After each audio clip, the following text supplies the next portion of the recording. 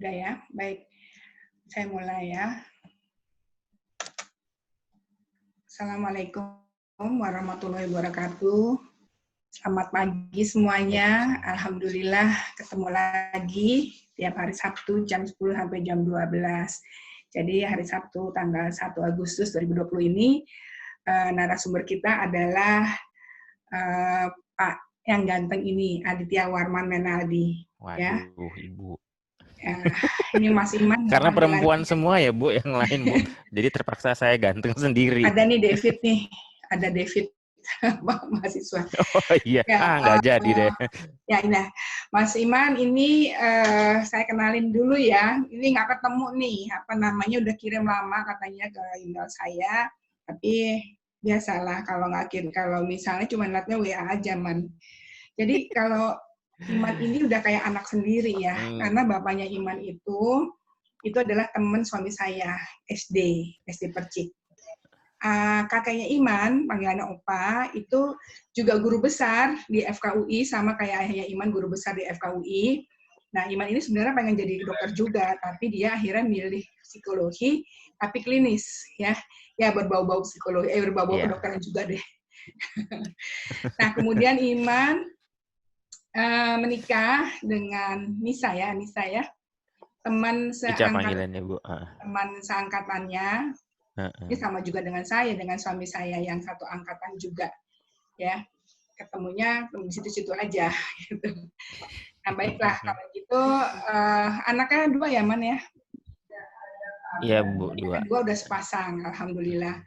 Nah, ini Iman ini the rising star ya. Mudah-mudahan tahun depan bisa ambil doktornya dan balik-balik langsung tancap gigi 5 untuk guru besarnya ya, Man. Seperti itu. Jadi 3 generasi. Saya ikut Bu Reni aja. 3 guru besar, 3 generasi diharapkan jadi guru besar semua. Terima kasih, ya. mudah-mudahan, Bu. Ya, amin. Baik, Iman silakan dengan paparannya. Waktu kita cuma sampai jam 12, jadi pastikan cukup waktu untuk adik-adik sejawat bisa bertanya. Ya, silakan. Terima kasih banyak Bu Reni untuk kesempatannya. Assalamualaikum warahmatullahi wabarakatuh. Semua mudah-mudahan bisa dengar suara saya ya. Nanti kalau ada yang kurang, kalau saya kecepatan, kalau nggak jelas, bisa tulis aja di chat box atau langsung aja bilang, Mas, ini kecepatan atau kurang jelas gitu ya.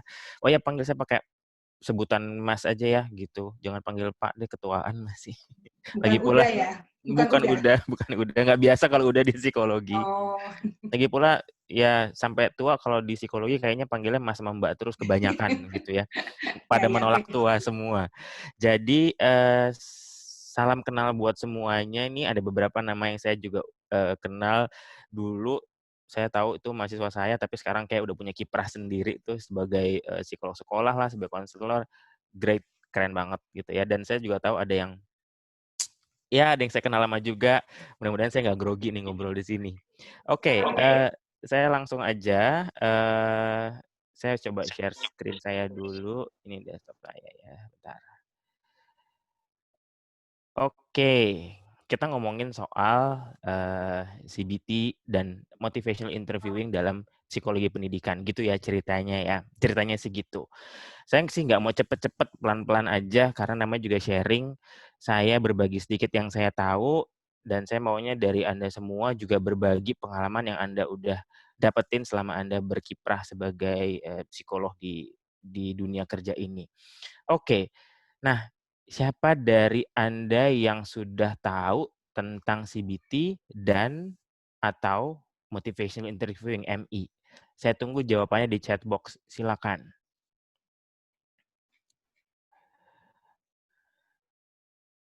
Oke.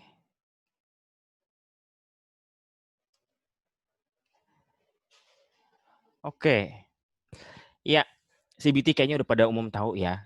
CBT itu Cognitive and Behavioral Therapy gitu. Sementara MI ini masih masih racing star gitu ya, masih baru nih, masih lagi mulai kelihatan, lagi mulai ada yang bunyi kalau ini adalah salah satu metode yang sekarang ini lagi mulai banyak dipakai, lagi mulai banyak diperkenalkan, dipakai, dan diaplikasikan.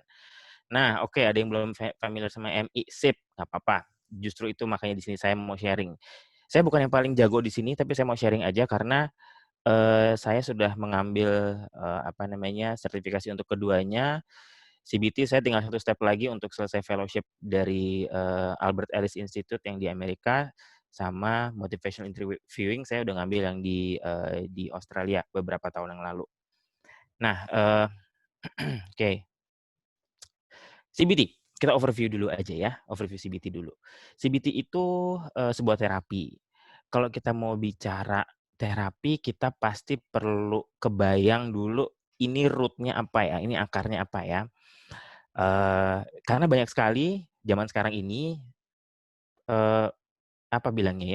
praktisi-praktisi psikologi yang lupa bahwa setiap teori, setiap terapi itu punya dasar-dasarnya tersendiri gitu. Dia bukan tiba-tiba diginiin aja deh atau pakai pendekatan itu aja deh, tapi kita lupa root-nya apa. Maka dalam setiap sharing mengenai terapi, saya perlu balik lagi tekankan lagi mengenai akar dari tiap terapi itu apa aja. Bu Reni pasti setuju banget sama saya buat ini. Nah, secara umum psikodinamika, humanistik, social behavioral, kognitif itu menjadi payung yang mendasari berbagai terapi yang ada. Psikodinamika, ada yang tahu ininya terapinya apa? Terapinya psikodinamika ya seperti yang kita tahu semua Freudian gitu ya.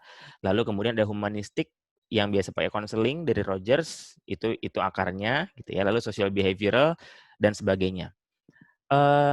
Dan dari beberapa, sebenarnya 5 kelompok besar teori ini, turunlah muncul anak-anak teori, muncul anak-anak terapi, macam-macam namanya saat ini, udah banyak banget gitu ya.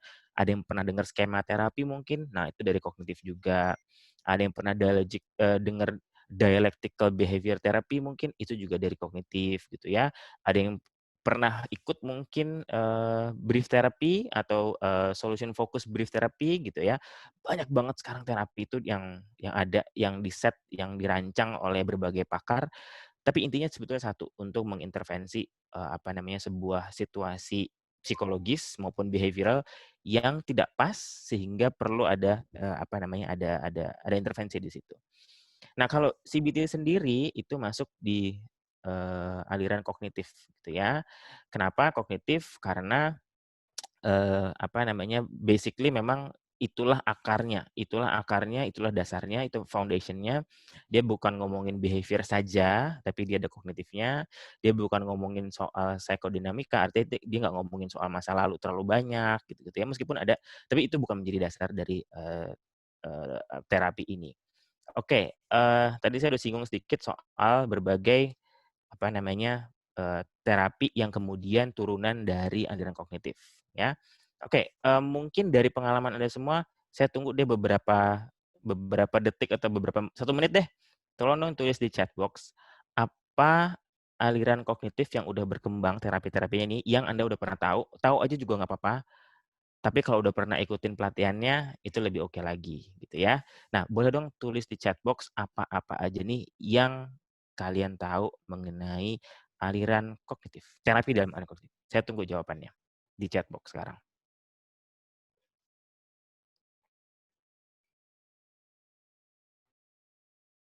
Silakan. Terapi aliran kognitif apa yang Anda udah pernah tahu?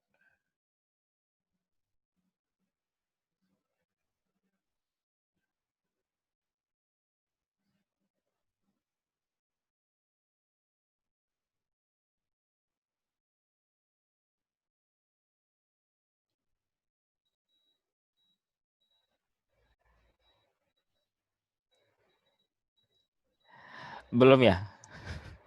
Oke, nggak apa-apa. Oh, oke. Aduh, yang muncul adalah orang yang bikin saya deg-degan, Ibu Orisa Anggita ya. Kalau solution focus therapy itu kognitif bukan ya? Nanti kita simpen dulu ya, Ori ya. Hai juga Ori. Nah, lagi. Hanan bilang, saya cuma tahu CBT, Mas. Tahu CBT itu bukan cuma, itu udah bagus banget. Ada yang malah nggak tahu CBT itu apa, gitu ya. Lagi, saya masih tunggu jawabannya.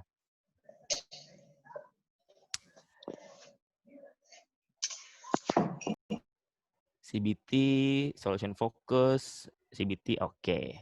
Sip, nggak apa-apa, sambil tulis aja pelan-pelan. Nah, dari Putu Winda, kalau acceptance and commitment therapy itu masuk kognitif juga nggak ya, Mas? Gitu. Pelan-pelan kita kupas ya, meskipun nggak dalam. Oke, dari jawaban yang udah ada, terima kasih banyak. Jadi, kita perlu lihatnya begini. Ada terapi yang betul-betul turun langsung dari core-nya, dari akarnya, seperti ya cognitive therapy itu dari aliran kognitif. Atau behavior therapy saja gitu ya, itu benar-benar dari behavior saja. Lalu ada juga yang menggunakan prinsipnya, prinsip dari aliran tertentu untuk masuk di dalamnya. Acceptance and Commitment Therapy atau ACT itu masuk memang menggunakan prinsip-prinsip kognitif. Lalu kemudian skema terapi juga prinsip kognitif. Lalu solution fokus tadi itu juga merupakan kognitif terapi, tapi sebetulnya beberapa pakar menyebutkan kalau SFBT itu kontemporer gitu, karena dia amat sangat short dan cenderung untuk menggunakan pendekatan yang non theoretical gitu ya. Itu. Jadi saya bahas itu sedikit kan. Nanti kita bisa diskusi lagi. So, kita lanjut ya. Melihat dari namanya Cognitive and Behavior Therapy, maka karena kognitif dasarnya, maka inti terapinya adalah mengoreksi pola pikir. Itu intinya. Jadi bukan kemana-mana, bukan masalah mengorek masa lalu, tapi memperbaiki pola pikir. Asumsinya apa gitu ya? Pola pikir itu akan mengarahkan individu mengalami emosi-emosi tertentu. Dan ini membuat orang-orang atau membuat individu seringkali terjebak pada situasi emosional sehingga logika berpikirnya menjadi kita nggak bilang hilang, tapi kayak di override gitu loh, kebanyakan emosinya sehingga kemudian yang dilakukan tidak pas. Di pendidikan banyak banget. Di sini kalau kita pakai pendekatan CBT, maka penggalian terhadap belief lah yang menjadi inti dari terapi, gitu. Kan kalau misalnya Anda semua udah pernah ngikutin, mungkin ada yang sampai ngikutin yang advance kali levelnya, itu betul-betul individu digali itu kenapa sampai misalnya dia ngerasa kok saya nggak sukses-sukses ya gitu, atau kok saya nggak bisa-bisa juga ya lebih berhasil dari orang tua saya gitu ya. Kalau kita gali ke dalam, bisa jadi kita ketemu belief-nya atau yang dia yakini sebagai sebuah core belief di diri dia ini, di mentalnya dia ini adalah misalnya saya perlu mendapatkan pengakuan dari banyak orang. Itu dulu. Perkara bahwa sampai seseorang memiliki pola pikir bahwa dia perlu diakui banyak orang, itu tidak menjadi konteks atau hal yang difokuskan sama CBT, itu urusannya psikodinamika. Tapi CBT kemudian berusaha untuk menggali apa sih intinya, oh oke, intinya dia pengen dapat apresiasi dari orang gitu ya. Nah itu yang kemudian dikoreksi, apakah betul, apakah pas, apakah tepat, orang-orang yang bermasalah ini menggunakan pola pikir demikian. Nah, itu dari CBT sebetulnya, menggali belief, mengkoreksinya sehingga kemudian dia bisa punya pola pandang atau cara pandang yang lebih baru lagi, lebih segar lagi yang bisa membuat dia maju. Jadi kalau bahasa sekarang sebetulnya CBT ini membantu individu-individu supaya bisa cepat move on gitu ya. Nah, jangan terlalu merasa ini rumit karena kita akan saya akan coba bawakan dengan lebih praktikal aja buat Anda dan karena ini sharing saya bisa coba bantu sedikit-sedikit mencoba menjawab apa yang Anda bingungin mungkin di lapangan. Nah, poin utama dari terapi CBT ini ada maknanya nggak sih ini kata yang Anda lihat di depan layar Anda ini? Sebetulnya apa sih? Coba atur ulang lagi huruf-hurufnya supaya Anda bisa mendapatkan apa yang saya mau. Itu dia, konfrontasi. Ya. Jadi konfrontasi adalah poin utama dari terapi CBT ini.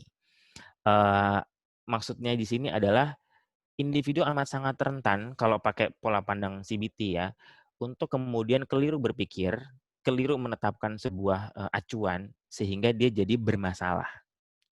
Saya mulai dengan contoh. Katakan misalnya ada satu anak, ada satu mahasiswa gitu ya, atau siswa dia peserta didik gitu ya, yang kemudian drop banget, jatuh banget, nggak termotivasi lagi ngapa-ngapain. Kenapa? Karena misalnya satu nilai ujian dia jelek banget. Satu. Ya sih, memang itu bermakna buat dia. Katakan misalnya orang tuanya arsitek, lalu ada yang ilmuwan di bidang yang sains banget. Jadi angka dan hitung-hitungan tuh penting banget kayaknya buat keluarga ini. Terbentuklah di dia bahwa, oh kalau gitu buat saya memang supaya saya dapat apresiasi, saya perlu nih bagus atau excel di bidang hitung-hitungan ini. Dilalahnya nilai dia jelek, dia drop, nggak mau perform lagi. Ketemulah sama Anda-Anda semua yang lulusan prodik nih ceritanya gitu. Kenapa? Dicari sana sini sana sini sana sini, ketemulah singkat cerita, oh karena nilainya akuntansinya lah atau matematika dasarnya misalnya gitu di SMA nih jelek dalam satu kali ujian.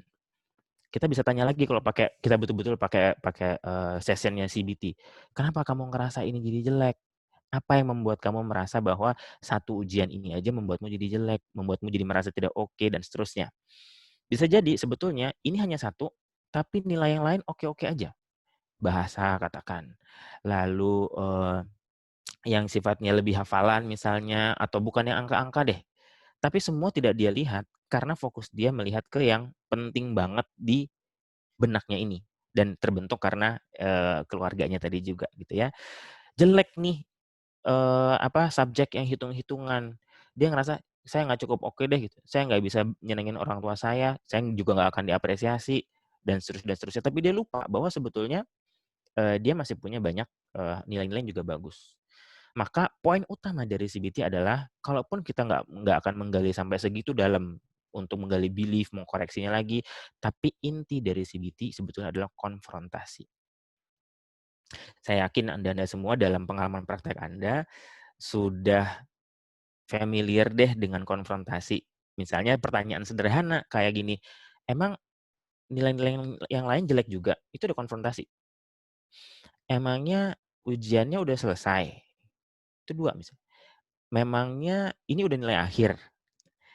Memangnya kamu udah mempersiapkan diri dengan sebaik-baiknya?" Gitu. Dan berbagai pertanyaan lain yang sebetulnya intinya menggali logika atau menggali fakta. Menggali fakta yang kemudian bisa mengkoreksi logika pada ujungnya. Itu poinnya CBT di situ.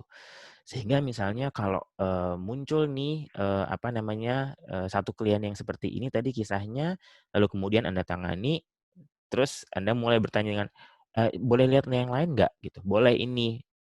"Kok ini di atas 80 semua kok?" Gitu. Memangnya nilai yang lain, nggak bermakna gitu buatmu?" Misalnya gitu, ya. Jadi kita mencoba untuk mendorong si individu yang bermasalah ini memutar logik berpikirnya yang kepleset tadi itu. Saya nggak bilang keliru ya, kepleset. Saya lebih suka bilang kepleset karena kalau kepleset bisa berdiri lagi gitu. Yang kepleset untuk kemudian melihat, "Iya ya, cuman satu ini Deng," gitu. "Iya ya, kan baru sekali ujian Deng," atau, "Iya ya, kayaknya emang kemarin belum sempat nyiapin dengan cukup baik Deng," gitu ya. Atau sampai yang lebih jauh lagi ke yang lebih praktis. Iya sih, sebenarnya aku emang nggak ngerti, tapi aku juga nggak beraniin diri untuk nanya sama gurunya, misalnya kayak gitu. Iya sih, aku nggak, emang belum ngerti-ngerti banget, tapi terus, kayaknya nanya sama teman malu deh, gitu. Jadi kita bawa si orang ini untuk menyadari bahwa apakah yang dia lakukan atau apakah yang dia pikirkan sudah memang mengarahkan ke titik yang dia mau, gitu ya. Nah, itu semua bisa dibantu dengan konfrontasi. Dari level yang soft, yang lembut, sampai ke level yang keras, gitu ya. Keras tuh misalnya, "Ya iya, ya terang aja kamu nggak bisa. Kalau kemarinnya sebelum ujian kamu aja masih main-main, gimana kamu mau berhasil?" Gitu. Itu konfrontasi yang levelnya udah betul-betul di depan mukanya banget gitu ya. Tapi biasanya sih itu bukan bukan menjadi bagian dari kita, biarin itu orang tuanya. Kita karena kita sifatnya membimbing dan mendampingi sampai si individu ini mau berubah dan mau melihat ada hal-hal yang, iya ya perlu dikoreksi juga ya gitu. Ini banyak banget dan saya tahu dan saya pengen dengar nanti, problem-problem yang Anda semua temui di pekerjaan Anda. Contoh, gitu ya, ini banyak banget nih. Nah, ini contoh-contoh ini saya ngambil dari istri saya sendiri karena istri saya memang urusannya di sekolah dan sebagai konselor sekolah, saya nanya dong kalau di anak SMP, SMA tuh biasanya kepleset berpikirnya apa sih?" Wah, langsung dia dikasih contoh-contoh gitu. Kayak gini, "Aku bodoh banget," gitu misalnya. Kita bisa konfront dengan, "Oh iya, kata siapa?" Gitu. "Mana buktinya kalau kamu bodoh banget? Berapa kali kamu gagal sih?" Gitu. "Berapa kali sih sebenarnya kalau kamu berhasil kalau kita ngeliat gagalnya?" Gitu ya. sampai ke titik yang kalau dibandingin sama anak satu sekolahmu seberapa bodoh sih kamu kamu bilang kamu bodoh tadi itu gitu ya. Atau yang ekstrim ya, yang biasanya langsung akan menimbulkan cengiran sih di klien kita. Coba kalau kita bandingin sama anak seusia kamu di seluruh dunia, seberapa bodoh sih kamu gitu ya. Karena dengan membuat perbandingan, jadi ada derajat gitu ya. Biasanya kan begitu kita melontarkan ini nih, begitu klien melontarkan ini, dia langsung merasa dia yang paling tinggi. Tapi begitu kita tanya, dibandingkan sama gitu ya, dia langsung bisa ngukur, iya ya, enggak sih ada yang pinter juga sih, jadi gue nggak sebodoh itu misalnya gitu ya, tengah-tengah deh gitu. Ya udah kalau dibandingin sama se-Indonesia berapa? Apakah semua anak di Indonesia ini pengalamannya atau, pendidikannya sama sama kamu misalnya gitu ya? Enggak sih ada juga yang lebih berat. Nah oke, dibanding yang itu kamu di mana kira-kira posisinya? Membawa klien untuk lebih jejak ke bumi gitu ya, dengan membuat perbandingan akan membantu dia untuk mengurangi, ekstremitas dari pendapat atau pola pikir yang dia punya, gitu. Itu amat sangat membantu sebetulnya. Lalu ada lagi, oke ini bukan urusan sekolah, tapi urusan rumah yang mungkin memengaruhi urusan sekolah. Ibuku mustinya setuju sama aku, gitu ya. Mamaku mustinya dengerin dong. Mama tuh gini gini gini gini gini deh, gitu misalnya gitu. Oke, siapa yang bilang kalau mama musti harus harus selalu setuju sih, gitu. Boleh nggak, bagi sama aku siapa sih yang bilang gitu. Emang berapa kali seumur hidup kamu selama ini 16 tahun, 15 tahun ini ibumu nggak setuju sama kamu? Coba kita hitung-hitung yuk pelan-pelan yuk, kita gitu ya. Jadi membuat perbandingan, membuat hal-hal yang sifatnya bisa tahu saya posisi di sebelah mana, itu kalaupun bukan langsung mengubah cara pikirnya, tapi paling enggak pelan-pelan mulai membuka proses berpikir di mana, enggak sih ya, enggak juga ya. Proses mengkritisi diri itu yang kita mulai, kita kita coba ajak, atau proses mengkritisi pola pikir. Itu kunci penting dari keberhasilan sebuah terapi berbasis CBT gitu ya. Atau pasti nilai aku jelek gitu ya, udah ada buktinya belum? Udah berapa kali nih nilai kamu sebenarnya jelek? Gitu. Apa yang membuat kamu berpikir seperti itu gitu ya. Dulu waktu kita sekolah nih, waktu kita kuliah juga ya, ada tuh teman-teman yang, "Aduh gue nggak bisa banget," gitu ya, begitu minggu depan, nilainya keluar tiba-tiba 85, 88, 90 gitu ya. Yang rasanya begitu kita dengerin, "Hah gila kok dibilang nggak bisa segitu lagi," gitu ya.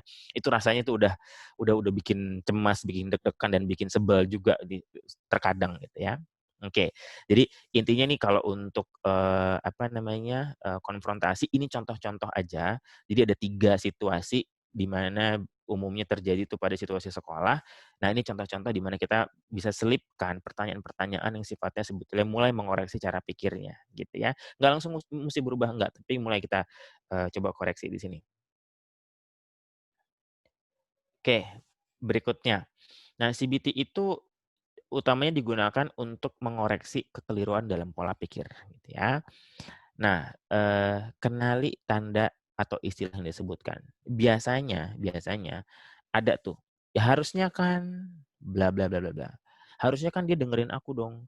Harusnya kan aku, didengerin dong. Harusnya kan dia juga perhatian dong," gitu-gitu ya. Atau harusnya dia ngerti dong kalau saya lagi susah, atau mestinya. Hal-hal yang sifatnya all or none. Dapat atau nggak dapat sama sekali. Nah, itu biasanya menunjukkan adanya infleksibilitas cara berpikir. Dan infleksibilitas cara berpikir ini membawa individu pada sebuah ketegangan. Kenapa? Karena dapat atau enggak. Nggak ada tuh yang namanya toleransi tengah-tengah tuh. Dia benar-benar dapetin nilai 100, tapi kalau dia dapat 90, enggak, itu bukan nilai, gitu ya. Ya, kalau terus-menerus dengan model seperti itu, pastinya individu ini akan hidup dengan tense yang begitu tinggi, dengan kecemasan yang begitu tinggi, ya. Dengan kecemasan yang begitu tinggi, apakah seseorang bisa, berfungsi baik dalam kehidupannya? Bisa iya, bisa enggak, tapi riset membuktikan enggak, gitu. Kenapa? Karena artinya semua dia lakukan dengan tekanan, dengan pressure yang mungkin kan kapasitas otak kita juga terbatas ya, gitu. Mungkin pada satu titik, kita lelah sehingga tidak lagi bisa melihat ada banyak, way out atau solusi di sini. Kalau udah muncul gejala klinis gitu ya, kecemasan berat, mau mau ke sekolah juga udah nggak mau gitu ya, udah sampai depresi, nggak keluar dari kamar malah itu udah berat banget, udah klinis, rujuklah ke teman-temannya saya misalnya gitu ya, ke klinis. Tapi kalau masih mau coba ditanganin, saya angkat jempol buat teman-teman dari prodi karena, itu butuh dedikasi yang kuat banget gitu. Apalagi kalau buat yang kerja di sekolah, kan nanganin nggak cuma satu 2 ya kan tuh banyak. Jadi, eee, prosesnya pasti panjang. meskipun bisa kita upayakan, tapi memang cukup melelahkan. Jadi kalau ada yang mau mencoba betul-betul melakukan CBT di sini, saya akan amat sangat senang. Kenapa? Karena kalau nggak diintervensi nih, si infleksibilitas ini akan membawa individu pada tingkat frustrasi tertentu dan juga mungkin depresi. Kenapa? Karena selalu melihat dapat atau nggak dapat. Katakan misalnya tadi, saya mencanangkan saya punya IP 3,99. Dah, dapetnya dia cuma 3,56. Cuman kata dia, buat kata yang lain, wow 3,5 hebat banget, gitu. Maka dari itu, kan dia juga harus sadar bahwa 3,7, 3,5, 3,4, bahkan 3 sekalipun, atau 2,5 kali gitu ya, banyak kan, itu adalah sebuah range nilai. Yang artinya tidak sebuah patokan mati. Sekalipun mungkin tujuannya tidak tercapai dalam waktu ini, dalam satu waktu tertentu, kalau orang yang bisa fleksibel, dia bisa bilang, oke, ya udah, kemarin emang kurang A, B, C, D, E, kurang persiapan, kurang ini, next time will be better gitu. Berikutnya akan saya coba lebih lebih baik lagi. Ketimbang individu yang 399 nggak dapat 356, habis deh gue, udah nggak ada harganya lagi. Aku adalah orang paling bodoh sedunia, aku adalah orang gagal dan seterusnya. Ngapain gitu. CBT dan MI ini nanti, MI saya akan coba jelaskan setelah ini. CBT mencoba untuk mendampingi seseorang supaya menghindari cara pikir yang kayak gitu. Dengan demikian, dia bisa cepat bangkit lagi. Oke, ya udah, gue perbaiki ini, lakukan ini, move on lagi. Intinya untuk cepat move on, ya. Kenapa? Di bawah di sini ada tulisannya, karena kecemasan yang tinggi akan mengurangi kapasitas diri untuk jalanin logika sederhana. Sehingga kekakuan pola pikir perlu dibantu untuk dibuat agar berada pada derajat yang proper, yang pas aja.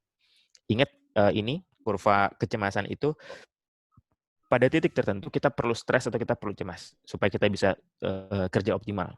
Less utilized gitu ya, kurang dipakai juga nih, kurang tertantang juga, kita nggak ngapa-ngapain, kita lemes aja, males gitu ya.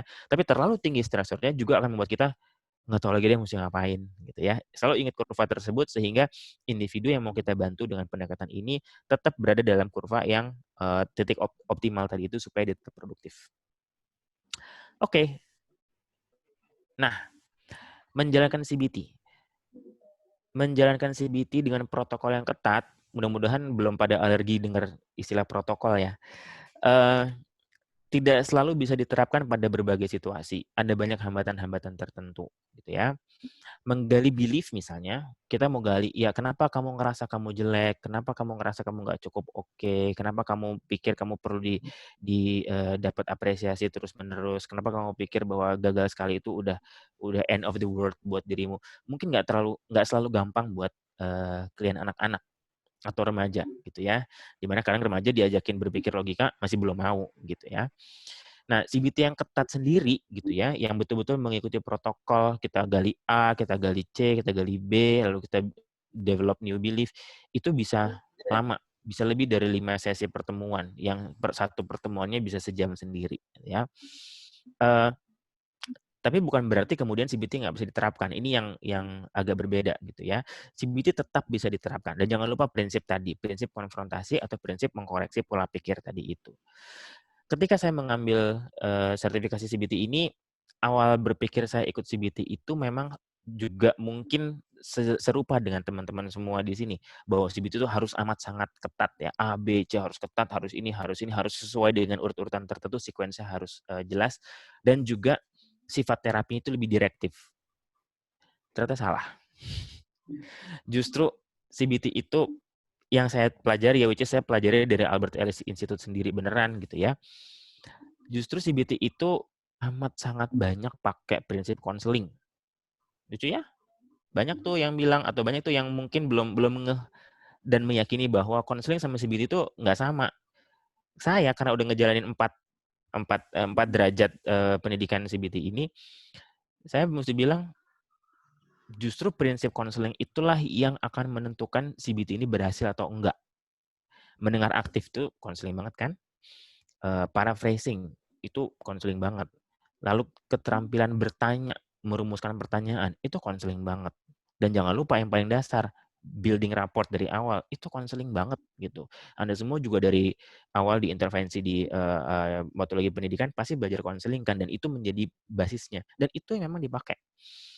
Dan ketika ketika saya dilatih dialog untuk menjalankan CBT ini, itu sama sekali tidak direktif, tidak baca pertanyaannya apa, lalu saya mesti nanyain itu. Enggak sama sekali. Jadi CBT itu yang baik dan akan bekerja adalah ketika kita mencoba untuk menyesuaikan diri dengan klien kita. Klien kita gaya bicara ceplos-ceplos, ikutin. Lagi-lagi itu konseling banget. Klien kita gaya bicaranya bukan hyper, tapi maksudnya dia talkative, dia rame, dia senang cerita, kita ikutin aja. Klien kita lebih diem, kita ikutin juga. Kita pandu dia untuk kemudian mencoba mengeluarkan atau memberikan statement-statement yang lebih cocok dengan dirinya. Jadi nggak ada tuh yang namanya direktif harus nanya A, B, C, nggak ada. Ada betul bahwa kita perlu ikutin. Kita gali ini ya, kita gali behavior-nya apa, kita gali perasaannya apa, kita gali activating event-nya apa, kapan itu terjadi, itu kita perlu gali, iya. Tapi kalau kemudian agak ketukar-tukar, kita mundur lagi ke satu sequence yang sebelumnya, nggak apa-apa, gitu. Itu yang saya pelajari. Dan ini membantu banyak keberhasilan pelaksanaan CBT dibanding kalau kita berupaya untuk menanya dengan amat sangat lebih kaku dan direktif. Ini apa? Kenapa gini? Kenapa gitu? Dan seterusnya. No. Karena setiap klien kita punya kesiapannya sendiri yang perlu dibangun, baru kemudian dia bisa masuk di sini. Nah, sekalipun kemudian CBT-nya ketat gitu ya, kalau kata istri saya sendiri, wah kita nggak mungkin kalau di sekolah ngejalanin CBT sampai bersesi-sesi nih, sampai 6 sesi, sampai 7 sesi, nggak mungkin. Yang lain gimana bisa keteteran? Betul. Yang praktek sendiri mungkin di klinik mungkin masih bisa gitu ya, kalau memang kliennya masih manageable untuk bisa di-treat dalam sesi yang lebih dari 5 kali. Tapi untuk yang mesti menangani secara massal, buat yang kerja di sekolah, pasti sulit. Nggak apa-apa. Tidak berarti CBT tidak bisa dilakukan. Bisa, amat sangat bisa. Ingat kembali yang tadi ke slide-slide awal saya, poin utama dari CBT adalah konfrontasi untuk mengecek atau untuk mengkoreksi pola pikir tadi itu. Ya. Nah, lalu kemudian dalam CBT, nggak cuma CBT aja loh. Dalam CBT itu juga kita perlu kuasai berbagai teknik lain. Apa tuh? Relaksasi misalnya. Kita juga mesti mampu dan kita perlu siapkan klien kita dulu sampai di tahap memang siap, baru bisa dia mengikuti arahan dari kita. Klien datang masih menggap-menggap, masih nangis nggak karu-karuan, masih berdarah-darah air mata, lalu kemudian kita udah langsung konfrontasi, kita langsung ajak dia dialog. Nggak bisa, gitu. Kita perlu tenangin dia dulu. Tenangin macam-macam. Kita bawain musik yang enak, misalnya kita buka laptop kita nyalakan musik yang enak. Atau kita pandu dia untuk mengikuti teknik mengatur napas, gitu ya, tergantung hitungan kalian mau berapa, mau 3, 4, 5, mau 3, 5, 4, terserah lah gitu ya, mengatur pola napas sampai betul-betul dia tenang, baru kita pandu lagi. Mau membawa klien kita ke apa namanya, ke safe place dan kawan-kawannya, terserah. Tapi itu menjadi salah satu apa namanya ya, kompetensi yang perlu kita kuasai juga supaya klien kita siap betul dengan proses intervensi berikutnya. Nah, ini yang saya bilang tadi, prinsip konseling harus kuat di raport, parafrase, mendengar aktif, dan teknik bertanya. Karena tanpa ini semua, sebetulnya kita bisa dapetin data klien itu mungkin cuma surface aja, cuma di permukaan aja. Ini perlu diperhatikan dengan amat sangat baik. Ya. Oke, sampai sini ada pertanyaan? Nah, silakan dibayangin dulu kalau ada pertanyaan apa, pelan-pelan silakan tulis aja di chat box, nanti kita bahas bareng-bareng. Gitu ya. Ada pertanyaan nih, Mas Iman. Ada, oke. Apakah CBT ini cocok untuk semua karakteristik klien? Apakah saja yang perlu diperhatikan sebelum memutuskan menggunakan CBT? Oke, thank you. Sari Zakiyah, Prodik 9 ya. Apakah CBT ini cocok untuk semua karakteristik klien gitu ya? Apa saja yang perlu diperhatikan sebelum memutuskan menggunakan CBT? Oke. Cek dulu baik-baik bahwa CBT itu intinya adalah untuk mengoreksi pola pikir. Kalau situasi yang Anda temui, katakan klien Anda datang nih, gitu ya, dia keluhin, Miss, gitu ya, atau Bu, atau Mbak, saya punya masalah nih, gini, dia cerita ya. Kenali dulu masalahnya itu masalah yang betul-betul elementary, kok elementary ya, elementer gitu ya, mendasar banget atau enggak. Karena misalnya, kalau kita membahas, masalah yang ya masalah komunikasi misalnya, mungkin enggak juga kita perlu pakai CBT. Tapi katakan misalnya problem-problem yang sifatnya, lebih lebih lebih dalam dan mulai kelihatan mengganggu dalam keseharian dia sehari-hari. Nah, gitu ya. Ini yang kita perlu perhatikan betul-betul. Jadi, kalau ditanyakan apakah CBT ini cocok untuk semua karakteristik klien? Bisa jadi. Terutama kalau memang nuansanya adalah kepleset berpikir tadi itu, gitu ya. Dan tanda-tandanya dari mana dapetin ini? Biasanya keluhannya musti atau harus. Ya kan musti dong saya didengerin, ya kan musti dong dia ikutin saya, ya musti dong teman saya tuh, cepetan bales, WA saya cepet lagi gitu ya. Musti harus, ini udah menjadi satu tanda biasanya bahwa, oh oke ini pola pikirnya nih rada-rada kaku nih gitu. Nah either kita kemudian hanya dalam konseling lalu mengajak dia melihat kenyataan bahwa, ya nggak juga sebenarnya nggak apa-apa juga sih nggak langsung bales, bisa aja dia punya urusan lain gitu ya. Atau sampai kita perlu membuat, perubahan yang lebih mendasar. Jadi bahwa dia adalah orang yang misalnya perlu banget diubah karena cara pikir yang kayak gini dia terapin nih ke berbagai situasi kehidupannya, baru deh kita terapin CBT yang lebih dalam lagi di sini. Nah, kalau ditanya apa saja yang perlu diperhatikan sebelum memutuskan, itu, gitu ya. Apakah memang nuansa dari problemnya ini, nuansanya nuansa kepleset atau keliru berpikir tadi. Dapatnya dari mana? Yang saya bilang, pakai prinsip konseling. Penggalian datanya pakai konseling yang baik. Sehingga kita bisa dapetin nuansa problemnya itu lengkap. Gitu ya. Thank you, Sari Zakiyah. Oke, kita lanjut lagi ya. Lalu kemudian motivational interviewing. Motivational interviewing atau MI ini sebetulnya, tadinya gini, saya sampai merasa bukan harus ya, saya merasa kepengen juga nih, nggak harus, kalau harus nggak boleh CBT ya. Nah, anyway, nggak semua harus itu salah, gitu ya. Ada yang benar harus dilakukan, ya benar, gitu. Ada yang titik di mana kita memang harus mengerjakan yang benar. Ada yang, ya udah deh, gitu. Biasanya kalau bicara target atau bicara standar, itu yang kita perlu lihat lagi. Betulkah pakai harus atau enggak, gitu ya. Misalnya, harus dapat nilai bagus banget dong, atau harus dapat, uang sekian dong, gaji sekian dong. Itu yang perlu kita koreksi lagi di situ. Nah, ngomongin soal, motivational interviewing ini, ketika saya mulai menjalankan, CBT gitu ya, coba 1 klien, 2 klien, 3 klien, saya mulai ngerasa, "Sebentar deh, ini ada yang nggak pas nih. Ini kok kayaknya ada yang kurang, ada yang saya belum merasa ini klien saya ini udah mau berubah nih, udah dapat feel-nya, udah ngeh bahwa, oke deh saya musti take action buat kehidupan saya deh." Eee, Sementara CBT sendiri kan udah diagung-agungkan katanya itu terapi yang udah lama dan sampai sekarang masih dipakai, dan kalau di beberapa negara maju CBT itu terapi yang udah dibayarin sama asuransi, gitu.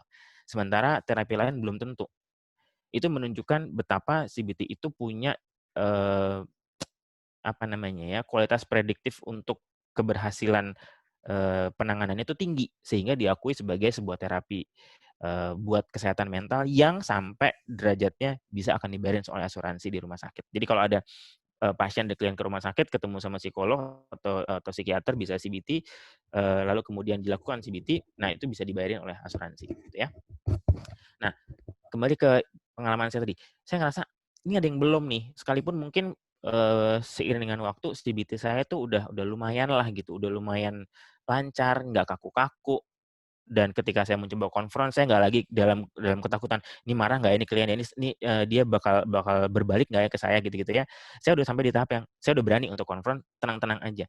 Tapi saya juga mikir, masih ada yang kurang deh nih, saya masih belum ngerasa klien saya tuh benar-benar mau untuk dibawa dalam terapi CBT. Lalu saya cari, apa sih sebetulnya yang kemudian kurang?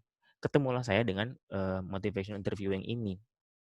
Saya ngelihat sendiri, eee, apa apa sih makhluk ini sebenarnya, saya coba lihat di beberapa video di YouTube-nya, saya kemudian baca lagi materi-materi pelatihan mengenai ini, yang kemudian membuat saya, oh jangan-jangan ini nih gitu. Lalu saya ikutin deh training ini gitu ya. Dan ternyata benar gitu. Ternyata benar dugaan saya dan memang dari info-info yang saya udah dapat dari berbagai bahan bacaan itu, jadi motivational interviewing ini sebetulnya tentang bagaimana kita membawa spirit dialog kita dengan klien kita. Spirit atau semangat atau nuansa gitu ya.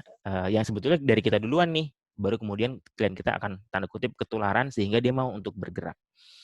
Jadi kalau Anda semua akan mencari mengenai motivational interviewing, itu bukan terapi, tapi itu mengenai cara kita berdialog atau cara kita membangun komunikasi dengan klien kita yang sifatnya motivational. Nah, lebih sering atau kerap kali MI ini disebut sebagai spirit dari sebuah percakapan, spirit semangatnya gitu. Jadi bukan sebuah terapi, tapi semangatnya yang dibawa Motivational interviewing. dari dialog ini gitu ya. Oke, dan pada motivational interviewing ini klien tuh dibawa untuk bisa maju ke arah yang memang dia mau sendiri dengan kekuatannya sendiri. Sebetulnya sama. Kalau kita belajar Rogers, kalau ada yang mau protes, Mas, kan Rogers juga bilang gitu, individu akan berubah sesuai dengan kemampuannya sendiri. Betul, nggak salah gitu ya. Dan bahkan mungkin kita sendiri semua sudah menerapkan prinsip motivation interviewing ini ketika kita sudah menjalankan konseling di waktu-waktu yang kemarin ini, gitu ya. Tapi sekarang saya mendapatkan kerangkanya dengan lebih tegas lagi setelah saya belajar MI ini. Jadi membawa dialog ke arah yang membantu supaya individu itu berubah dengan kekuatan dan kemampuannya sendiri. Next. Nah, memotivasi itu tidak sama dengan menakut-nakuti, gitu ya. Memotivasi itu berbeda dengan mengancam, amat sangat berbeda. Kalimatnya mungkin bisa sama, tapi dampak atau impact pada individu yang kita ajak akan berbeda, ya. Nah, kuncinya adalah pada engagement, which is kalau kita bahas konseling adalah pada raportnya tadi itu. Apa kabar? Udah lama nunggu ya. Apa nih kerjaan sehari-hari? Kalau misalnya pakai telekonseling gini gitu ya, atau misalnya ketemu kita di tatap muka, terus nuansa warna pakaian yang dipakai ungu gitu misalnya ya. Suka warna ungu ya gitu. Apa aja nih yang disukai dari warna ungu misalnya gitu-gitu ya. Apakah baju aja atau misalnya sampai bolpen, jam tangan juga. Hal-hal yang lebih pribadi, hal-hal yang sifatnya lebih preferensi pribadi yang kemudian kita perhatikan dan kita angkat supaya dia tahu bahwa kita memperhatikan hal-hal tersebut. Dan dengan demikian klien akan lebih terbuka sama kita, gitu ya. Lalu kemudian memotivasi itu adalah diskusi sebetulnya dan mengenali kebutuhan tiap individu karena masing-masing individu punya kebutuhan dan hambatannya sendiri-sendiri, gitu ya. Lalu poin juga yang juga menjadi poin penting dalam memotivasi ini adalah kita mesti menghindari memaksa dan menggurui. Dan kita perlu mengenali informasi apa yang dibutuhkan sama klien kita. Galilah dengan bertanya. Nah, jadi dalam MI ini bertanya itu menjadi aksi penting. Saya bilangnya aksi penting untuk bisa mendorong dan membawa individu yang menjadi klien kita itu tadi. Dan juga membuat kita lebih paham mengenai klien kita sendiri sebetulnya.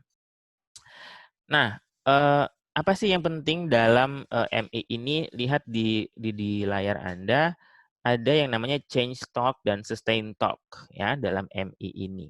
Change talk dan sustain talk. MI itu merupakan cara pandang kita dalam berdialog dengan klien yang fokus pada kekuatan dan motivasi klien untuk meninggalkan situasi saat ini yang membuat dia jadi datang ke kita gitu ya. Jadi ketika kita lagi berbicara, ketika kita lagi ngobrol sama klien kita, tangkap change talk dan tangkap sustain talk kita. Apa tuh change talk? Change talk itu adalah setiap statement dari klien kita yang mengindikasikan sebuah perubahan. Contoh, aku nggak suka gini terus. Aku nggak kepengen deh, Miss. Aku nggak kepengen deh, Mbak. Aku nggak kepengen deh, Bu. Dalam situasi yang kayak gini terus-menerus. Aku pengen lebih baik lagi. Gitu. Atau aku pengen sehat. Aku masih mau itu. Aku mau bisa sukses. Aku punya cita-cita bisa sesukses papa mama. Gitu ya. Nah, biasanya pada klien, namanya juga klien ya, pasti bermasalah ya. Kalimat-kalimat yang change talk ini diikutin dengan yang sustain talk. Aku mau bisa sukses. Tapi gimana Miss, bawaanku kayaknya pengen rebahan terus, misalnya gitu ya.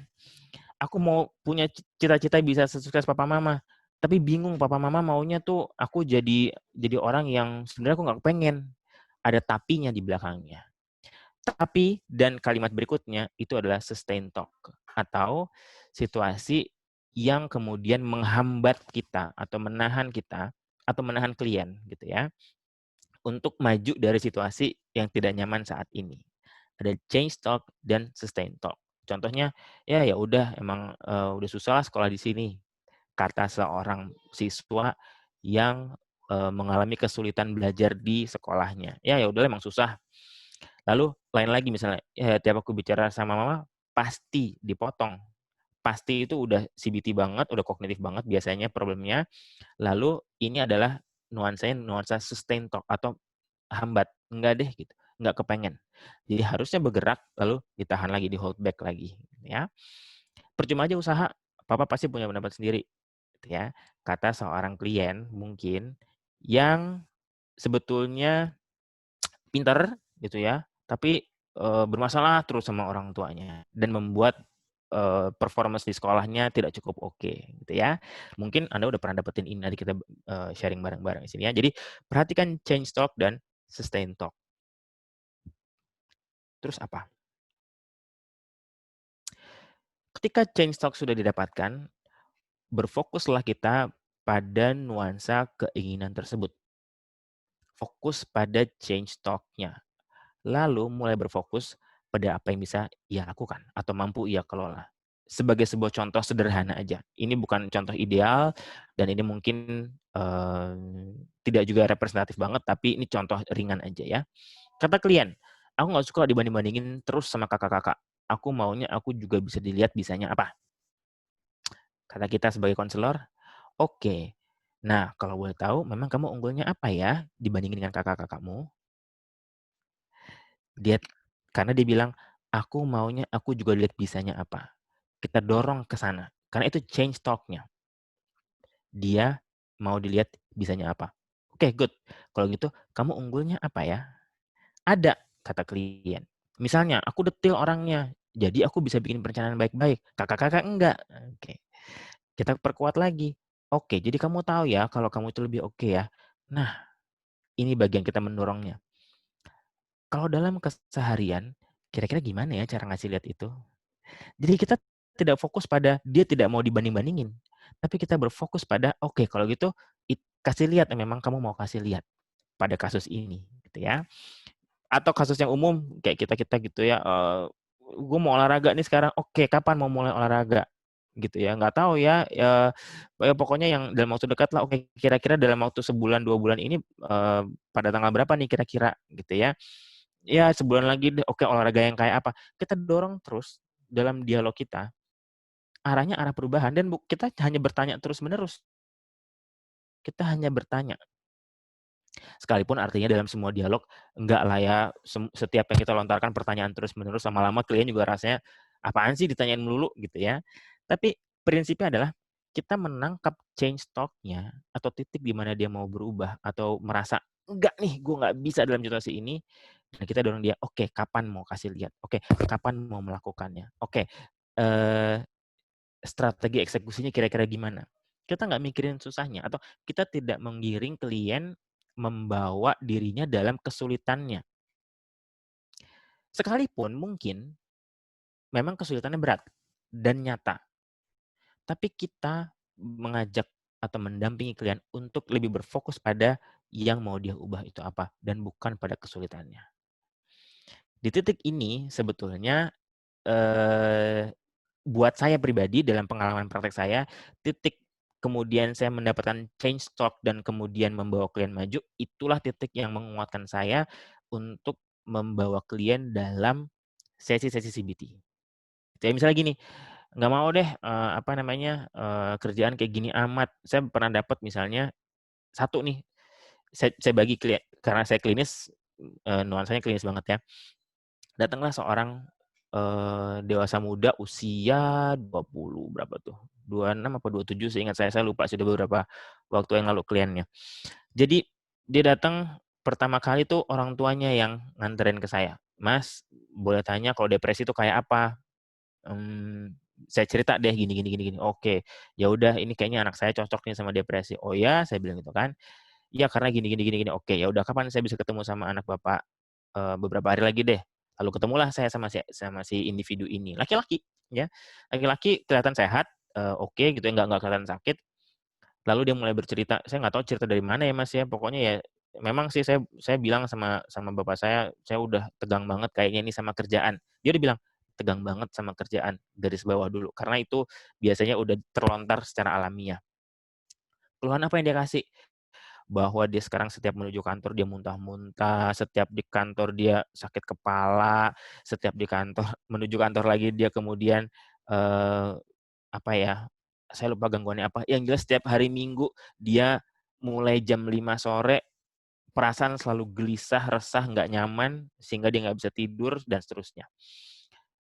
Singkat cerita aja ya, akhirnya didapatkanlah bahwa, individu ini udah, apa namanya, udah dalam program manajemen trainee, which is dia udah punya gaji cukup baik, program dia ini 7 bulan, dia udah masuk bulan ke-3 menuju ke-4. Tapi dia memang amat sangat tidak tahan karena atasan-atasan dia itu kalau ngomel, ngomel tuh bisa di depan umum, ngomel dengan kata-kata kasar, keras, dan seterusnya.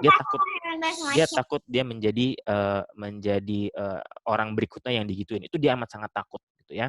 Begitu takutnya sampai bahwa ada iklan perusahaan dia itu di jalanan, dia langsung muntah di tempat meskipun itu di mobil, segitunya. Lalu ngomong deh dengan MI ini ya, oke, nggak enaknya di mana, oke, apa yang membuat kamu merasa ini? Ngomonglah dia, "Ya saya sebenarnya nggak suka, saya pengennya berubah, saya pengennya udahan, saya pengen ini." Cuman tapinya keluar nih, sustain talk-nya keluar. "Tapi gimana? Saya udah 3,5 bulan, menuju bulan ke-4, udah hampir separuh." Satu. "Tapi gimana Mas kalau saya misalnya berhenti, mmm, apa namanya, saya musti bayar 100 juta." Oke. "Tapi gimana Mas, malu lah, saya udah masuk di tempat yang segini bagus, kalau saya berhenti, orang tua saya sama saya entar dinilai jelek lagi sama yang lain-lain." Lihat, nuansanya CBT semua, gitu ya. Sekarang kalau dinilai jelek, karena dia datang, "Saya pengen pengen lebih sehat sih Mas." Oke, kita tinggal balikin lagi aja pakai prinsip CBT. Kira-kira kalau kamu terusin di sini, gitu ya, kamu akan sehat atau enggak? Mungkin orang tuamu nggak akan dinilai jelek sih, tapi kamu sehat mental atau enggak? Enggak, gugur satu, ya. Kira-kira, apa namanya ya, kalau ternyata kamu memutuskan untuk berhenti, gitu ya, dan kamu bilang, "Udah deh nggak peduli deh mau dinilai jelek, terserah deh, tapi, gue berhenti aja." Tapi mesti kena denda 100 juta nih. Kira-kira ada nggak uang buat bayar ini? "Mas, sebenarnya ada, karena saya udah ngomong sama bapak saya dan bapak saya udah bilang, 'Terserah deh kalau kamu nggak kuat kamu bayar aja, tapi saya masih kepengen berusaha.'" Oke, kira-kira mana yang membuat kamu akan lebih sehat mental ke depannya? Knowing bahwa orang tuamu sendiri udah punya uang untuk, membayar biaya kerugian perusahaan karena, penalti tadi itu gitu ya. 100 juta sih gede sih gitu ya, tapi bisa deh gitu karena dia bilang, "Saya udah punya tabungan 70 juta Mas dari kerjaan saya ini. Saya ada kok tambahan lagi buat itu, tinggal tambah 30 juta. Mana yang kira-kira membuatmu lebih lebih sehat mental ke depan?" Dia bilang, "Iya sih saya mending berhenti aja ya." Dah. Jadi konfrontasi-konfrontasi pakai pertanyaan yang dijembatani oleh MI tadi itu membuat, sesi CBT menjadi berjalan lebih luas, lebih santai, lebih enak, dan lebih lebih ada progresnya. Iya, saya nggak menerapkan CBT yang full pada individu ini, karena udah mepet banget waktunya sama sama tenggat dia musti nyatakan dia musti berhenti atau enggak. Nggak apa-apa, nggak berarti kemudian saya musti bilang sama perusahaannya bahwa, "Nggak bisa ya, dia dalam penanganan saya, dia perlu 6 sesi, jadi Anda nggak bisa ngapa-ngapain." Enggak juga, karena itu lagi-lagi pilihan dari klien kita, gitu ya. Itu kurang lebih nuansanya mudah-mudahan bisa Anda relate dengan pengalaman Anda sendiri. Oke, nah latihan dulu yuk, dikit aja, satu aja. Ini kata klien nih, "Aku tahu sih, bagusnya aku udah nggak perlu berteman sama si Bayu. Peristiwa kerja kelompok sama dia kemarin bener-bener bikin trauma. Tapi, so far yang sehobi sama aku cuma dia sih. Jadi kayaknya susah buat cari teman lain yang ngerti hobiku ini." Oke, coba lihat. Kalau lihat dari situ, kira-kira change talk-nya yang mana? Tulis di chat box. Change talk-nya yang mana?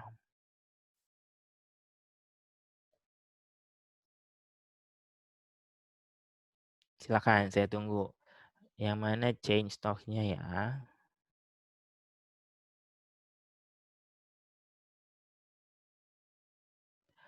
bagusnya, kata Anindita Khairina, bagusnya aku sudah nggak berteman lagi sama si Bayu. Ada lagi? Oke, yang bagusnya aku udah nggak berteman lagi. That's it. Itu change talk. Sementara sustain talk-nya gampang ya. Jadi kayaknya susah buat cari teman lain gitu. Iya, thank you Ninet. Jadi kayaknya susah buat cari teman lain yang ngerti hobiku ini. Emang iya gitu. Emang hobinya susah apa sih? Apakah hobinya misalnya ngumpulin koin di jalan raya gitu ya? Emang susah banget sih itu hobi gitu ya. Tapi emang sepenting itukah mempertahankan temannya yang ngerti hobinya ini, sementara temannya jelas membuat dia dalam sebuah peristiwa traumatis tertentu gitu ya. Jadi itu yang kita konfrontir pada klien kita. Mudah-mudahan gampang ya. Jadi dari sepenggal ini aja sepertinya Anda semua udah nangkep tuh mana yang change talk, mana yang sustain talk-nya. Oke, nah jadi mengapa MI diperlukan? Ini yang saya jembatani lagi nih, kerangka lebih besarnya lagi. Ingatlah proses stage of changes. Kita sebagai pelaku intervensi perlu mahir menemani proses klien dan menyadari sampai mau melakukan aksi perubahan. Kita tuh nemenin. Kita nggak bisa maksa, sekalipun kita tahu bagus banget buat dia kalau dia mau berubah, tapi kita tetap tidak bisa memaksakan. Kita perlu bisa menemani. Tapi menemani kita bukan cuma menemani gitu aja dong, menemani pakai strategi. Tadi ada di MI strateginya. Ini cycle of change dari Prochaska and Di Clemente. Silakan Anda semua nanti googling lagi, browsing lagi soal ini. Banyak kok di mana-mana gitu ya. Intinya pertama kali di yang pre-contemplation dulu ini saat dimana individu ngerasa I'm okay, my life is fine gitu ya. Jadi nggak ada intention on changing behavior. Lalu biasanya klien datang ke kita di titik yang ini nih, di contemplation ini. Mulai ngerasa, ini nggak bener nih sebenarnya orang nih. Ini nggak bener nih situasi saya nih. Ini ada yang nggak pas nih gitu ya. Udah mulai ada aware ada problem, tapi belum ada komitmen untuk melakukan aksi. Kemudian step-nya masuk ke preparation. Kita mulai masuk di contemplation menuju ke preparation ini gitu ya, ke persiapan. Baik itu persiapan mental maupun persiapan strategi dalam mengeksekusi rencananya. Apa sih yang mesti dilakukan? Misalnya gini, kalau contoh saya ya, dia nggak bisa perform di kantornya ini. Ternyata telisik punya telisik, dia nggak cukup well dalam berbahasa Inggris. Maka ngapain? Dia diem aja? Enggak kan? Apa kira-kira? Belajar bahasa Inggris atau kursus bahasa Inggris. Gimana caranya? Waktu nggak cukup. Emang sekarang belajar bahasa Inggris harus datang ke tempat kursusnya? Belum tentu juga. Bisa banyak yang online juga kan. Jadi di titik preparation ini kita membantu untuk mempersiapkan hal demi hal, butir demi butir yang bisa dilakukan atau disiapkan sebagai sebuah preparation sebelum dia kemudian melakukan aksinya. Kita mulai masuk di contemplation, terus menemani sampai dia bisa jalan sendiri dengan bebasnya. Lalu action, kapan dia mau mulai mengubah perilaku-perilakunya, apa yang mau dia lakukan. Katakan kalau contoh si Bayu tadi, ya temennya dia tadi ini, ya udah deh, pada tugas-tugas berikutnya, dia nggak lagi sekelompok sama si Bayu. Dia bisa ninggalin aja. Lalu maintenance-nya agak susah. Sustain change, jadi change-nya udah berubah nih, udah bertahan. New behavior replaces old. Terkadang karena kurang motivasinya atau kurang kuatnya alasan, orang balik lagi ke relapse. Nah, di sini kalau dia datang ke kita lagi, kita segera ajak lagi untuk mengingatkan lagi pada titik awal kenapa dia mau berubah, gitu ya. Jadi ini cycle-nya terus-menerus. Nggak berarti habis relapse tuh, nggak berarti habis maintenance tuh pasti relapse. Enggak. Bisa juga dari maintenance ini kemudian individu out dan dia udah bisa mempertahankan perilaku baru. Bisa aja, gitu ya. Yang tadinya nggak olahraga sekarang jadi olahraga banget kan banyak tuh zaman pandemi gini. Yang tadi nggak pernah bergerak, tiba-tiba habis itu beli sepeda, terus sampai sekarang udah deh nggak pernah berhenti sepedaan terus-menerus misalnya gitu ya. Jadi ada kok yang bisa berubah dan menetap. So, in short, klien datang, bina raport, konseling, lalu kemudian gali permasalahan, gali dulu, jadi kita perlu dapetin semua tuh need assessment-nya. Kalau kental nuansa kekakuan pola pikir, masuklah untuk CBT. Terapkan MI perlahan-lahan setelah change talk teridentifikasi. Fokuskan pada dorongan untuk berubah, lalu rumuskan sama-sama. Ini penting. Karena gini, biasa klien akan nanya, kalau gitu saya mesti ngapain? Kita bisa senyum aja dan yang kira-kira bisa kamu lakukan apa? Gitu. Ya enggak dong, kan saya udah datang sama Mbak sama Mas. Mas dan Mbak dong yang lakukan sesuatu. Katakan misalnya mau olahraga tapi bingung. Oke. Kalau saya bilang gini gimana? Kamu segera sekarang daftar gym dan ikut paket yang 12 juta per bulan. Bisa ya? Biar kamu jadi olahraga. ambil yang ekstrim tuh. Normalnya sih klien akan, ya nggak bisa lah. Nah, itu contohnya. Kalau solusi dari saya tidak selalu bisa fit in dengan situasimu atau Anda. Yuk kita pikir bareng-bareng yuk gitu. Nah, biasanya kalau teman-teman yang prodik nih dengan anak SD, SMP, SMA dan anak perkuliahan lebih enak nih, lebih gampang nih untuk menjadi teman, untuk mikirin bareng-bareng strategi berikutnya apa. Pada klien dewasa nggak terlalu gampang sih, lebih banyak ego pribadinya nih gitu. Enggak itu nggak bisa. Padahal dalam hati bisa juga sih sebenarnya gitu. Nah kalau buat teman-teman yang masih yang area penanganannya adalah pada siswa atau pada pembelajar lebih gampang biasanya. Udah, habis itu terminasi atau evaluasi, lalu kalau belum balik lagi ke atas nggak jadi masalah. Seperti cycle pada umumnya, gitu ya. Berikutnya kita bisa langsung sharing, tanya jawab, diskusi, berbagi pengalaman Anda semua. Mudah-mudahan bisa saya tanggapi dengan sebaik-baiknya. Terima kasih. Semoga bermanfaat. Terima kasih banyak nih, Mas Iman. Keren Ya. banget. Nah, silakan yang mau tanya. By the way, ini sebenarnya bagus ya kalau bisa diajar untuk mahasiswa prodik. Pernah diminta nggak? Belum. Belum ya. Nanti saya Belum. bilangin sama Ida. Ya. Oke, peserta mau nanya nih, mumpung ada Mas Iman, silakan. Silakan. Langsung aja ya, nggak usah pakai chat ya. Langsung aja.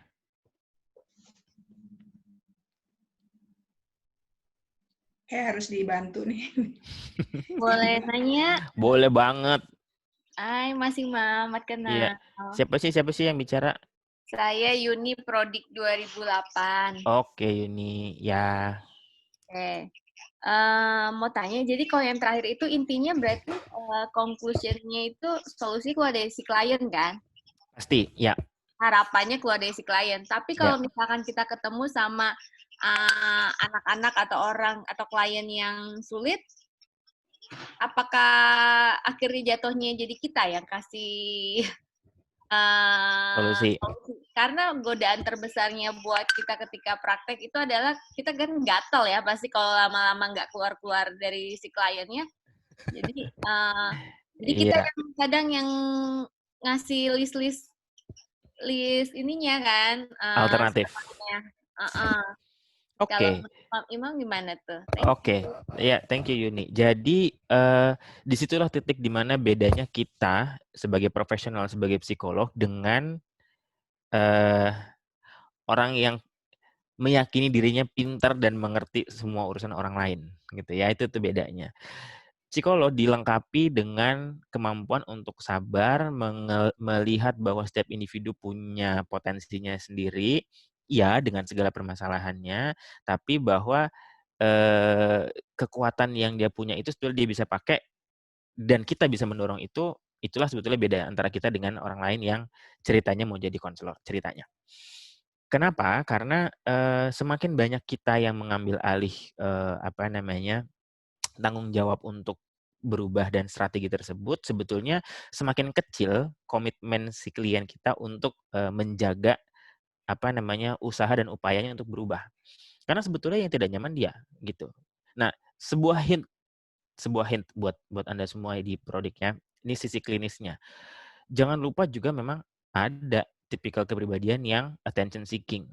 Sehingga mau nggak mau balik lagi, ketemu lagi sama dia lagi, nanya lagi gitu ya. Jadi kita jadi seolah-olah kenapa jadi ke saya ya gitu. Kita pikir dia nggak bisa, tapi sebetulnya itu bagian dari kepribadian dia, gitu. Kalau udah parah banget, gitu.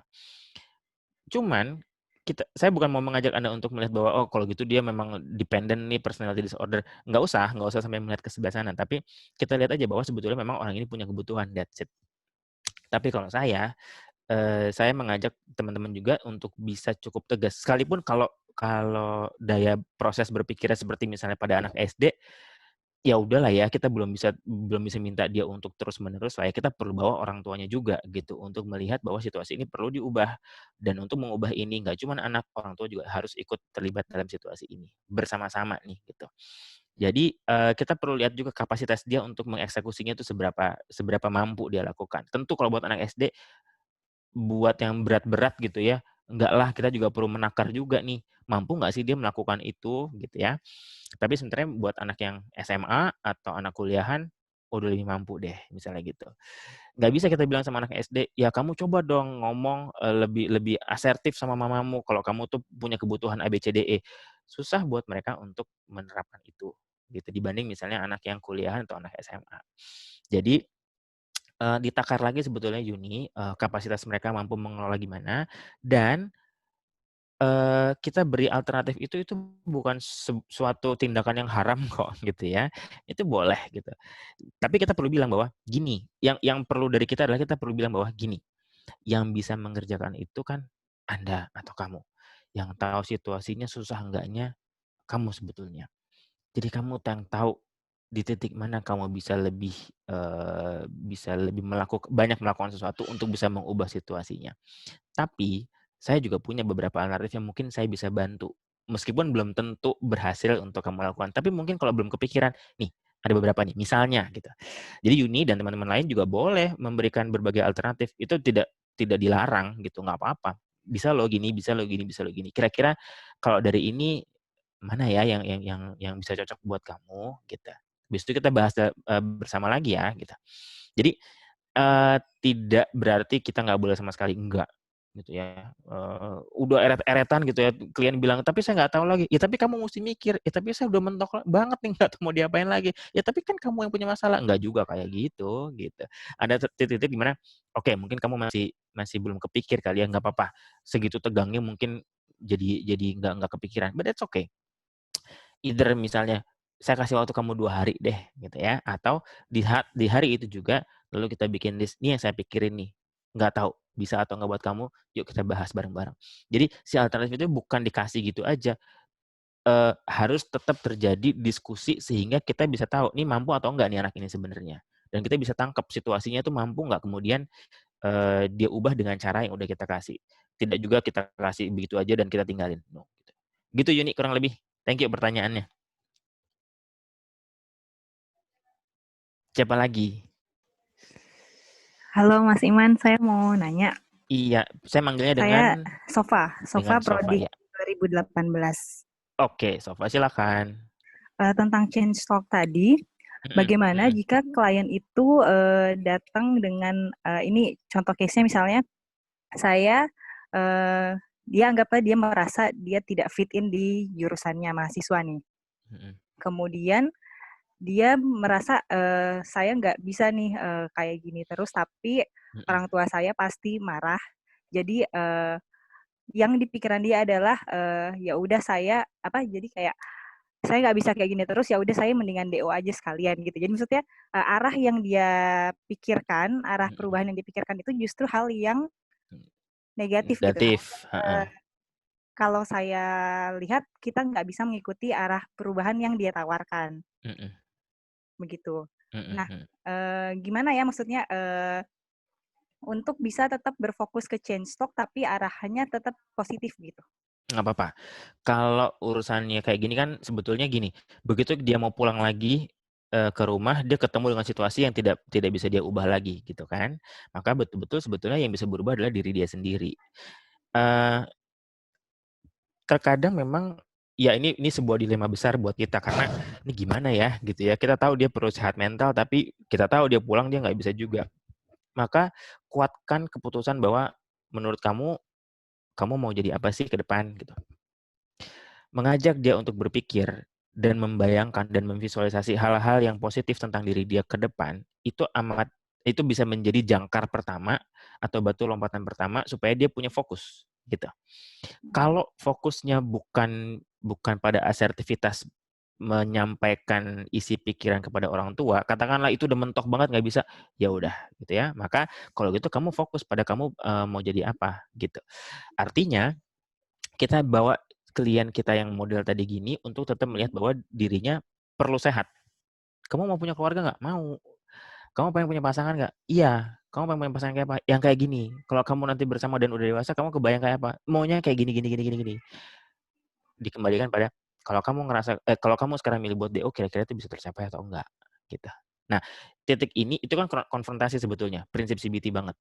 Tapi sampai ke titik ini kita perlu yakinkan diri kita bahwa dia sendiri sudah cukup terbuka pikiran bahwa iya ya memang saya perlu sehat sih sebenarnya.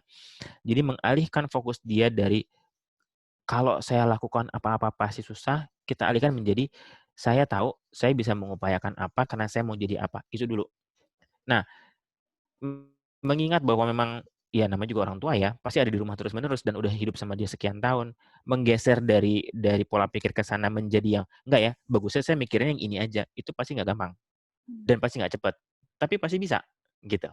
Kenapa? Karena kalau dia sampai datang ke sofa nih, dia udah terganggu sebetulnya gitu. Hanya saja dia belum cukup siap.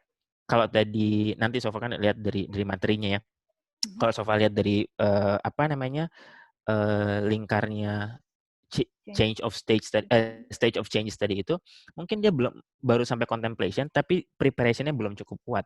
Dia belum tahu dia perlu membekali dirinya dengan apa dulu atau dengan alasan apa dulu sehingga cara dia bergerak ke depan juga cukup strategis atau taktis. Ada beberapa kasus lain yang misalnya lebih fokus pada enggak deh kalau gitu, ada karena saya juga punya kasus serupa. Enggak deh kalau gitu Mas, saya ngomong aja deh sama orang tua saya bahwa saya maunya sehat sekalipun apapun yang mereka tuntut, mereka maunya saya jadi apa gitu. Tapi saya memilih untuk jadi sehat deh. Kalau gitu saya bicara sama orang tua saya bahwa saya maunya gini, saya akan ngambil ini dan udah selesai.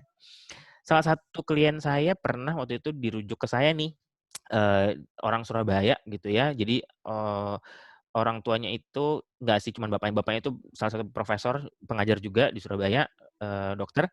Dia mau anaknya jadi dokter gitu ya. Anaknya datang ke saya nih, saya nggak mau gini gini gini gini. Ya udah, singkat cerita dia bilang oke kalau gitu saya ambil. Kebetulan dia pintar. Kamu maunya apa sih? Saya maunya komputer. Ya udah oke. Kira-kira menurutmu gimana? Gini deh mas, saya selesaiin aja kuliah kedokteran saya dapat gelar saya dokter, abis udah saya nggak mau dengerin orang tua saya lagi. Dan itu diambil bener-bener. Artinya dia memilih menyelesaikan 5,5 tahun kedokterannya, udah dia kasih sertifikatnya ke bapaknya dan dia bilang tegas-tegas, "Pa, sorry ya terima kasih udah bantuin. Ini yang papa mau kan, aku udah jadi dokter, tapi sekarang aku izin aku mau ke Jepang untuk kuliah komputer dari nol." Pergi deh dia, bapaknya nggak bisa ngomong apa-apa lagi. Di titik ini bukan saya mengajak teman-teman untuk mendorong klien Anda untuk konfrontasi atau bertengkar dengan orang tua, bukan. Tapi kalau memilih sebuah pilihan gitu ya, dia perlu tahu bahwa pilihan itu akan membuat dia memang lebih sejahtera dan berguna buat banyak orang. Dia sendiri bilang, "Aku nggak suka kedokteran, ngapain? Aku bukan orang yang suka ngomong." Gitu. Salah-salah nanti orang yang kuperiksa jadi marah atau jadi nggak suka karena ya aku emang bukan orang yang bisa ngejelasin dengan baik, aku lebih suka di belakang layar dan ngutak-ngutik teknologi gitu dia bilang. Jadi dia tidak salah, dia tidak kemudian membantah orang tuanya, enggak, "Pak, udah ya," dia ngomong baik-baik, "Pak, udah ya, ini udah selesai, tapi seperti yang aku udah bilang dari dulu, aku nggak suka kedokteran, aku nggak bisa jadi dokter praktek, ini sertifikatnya, ini ijazahnya, sekarang aku mau ngejar apa yang aku mau, yaitu jadi ahli komputer." Jadi dia di Jepang sana, dia nggak balik, tapi mereka tetap apa namanya berhubungan baik, artinya orang tuanya akhirnya bisa menerimanya.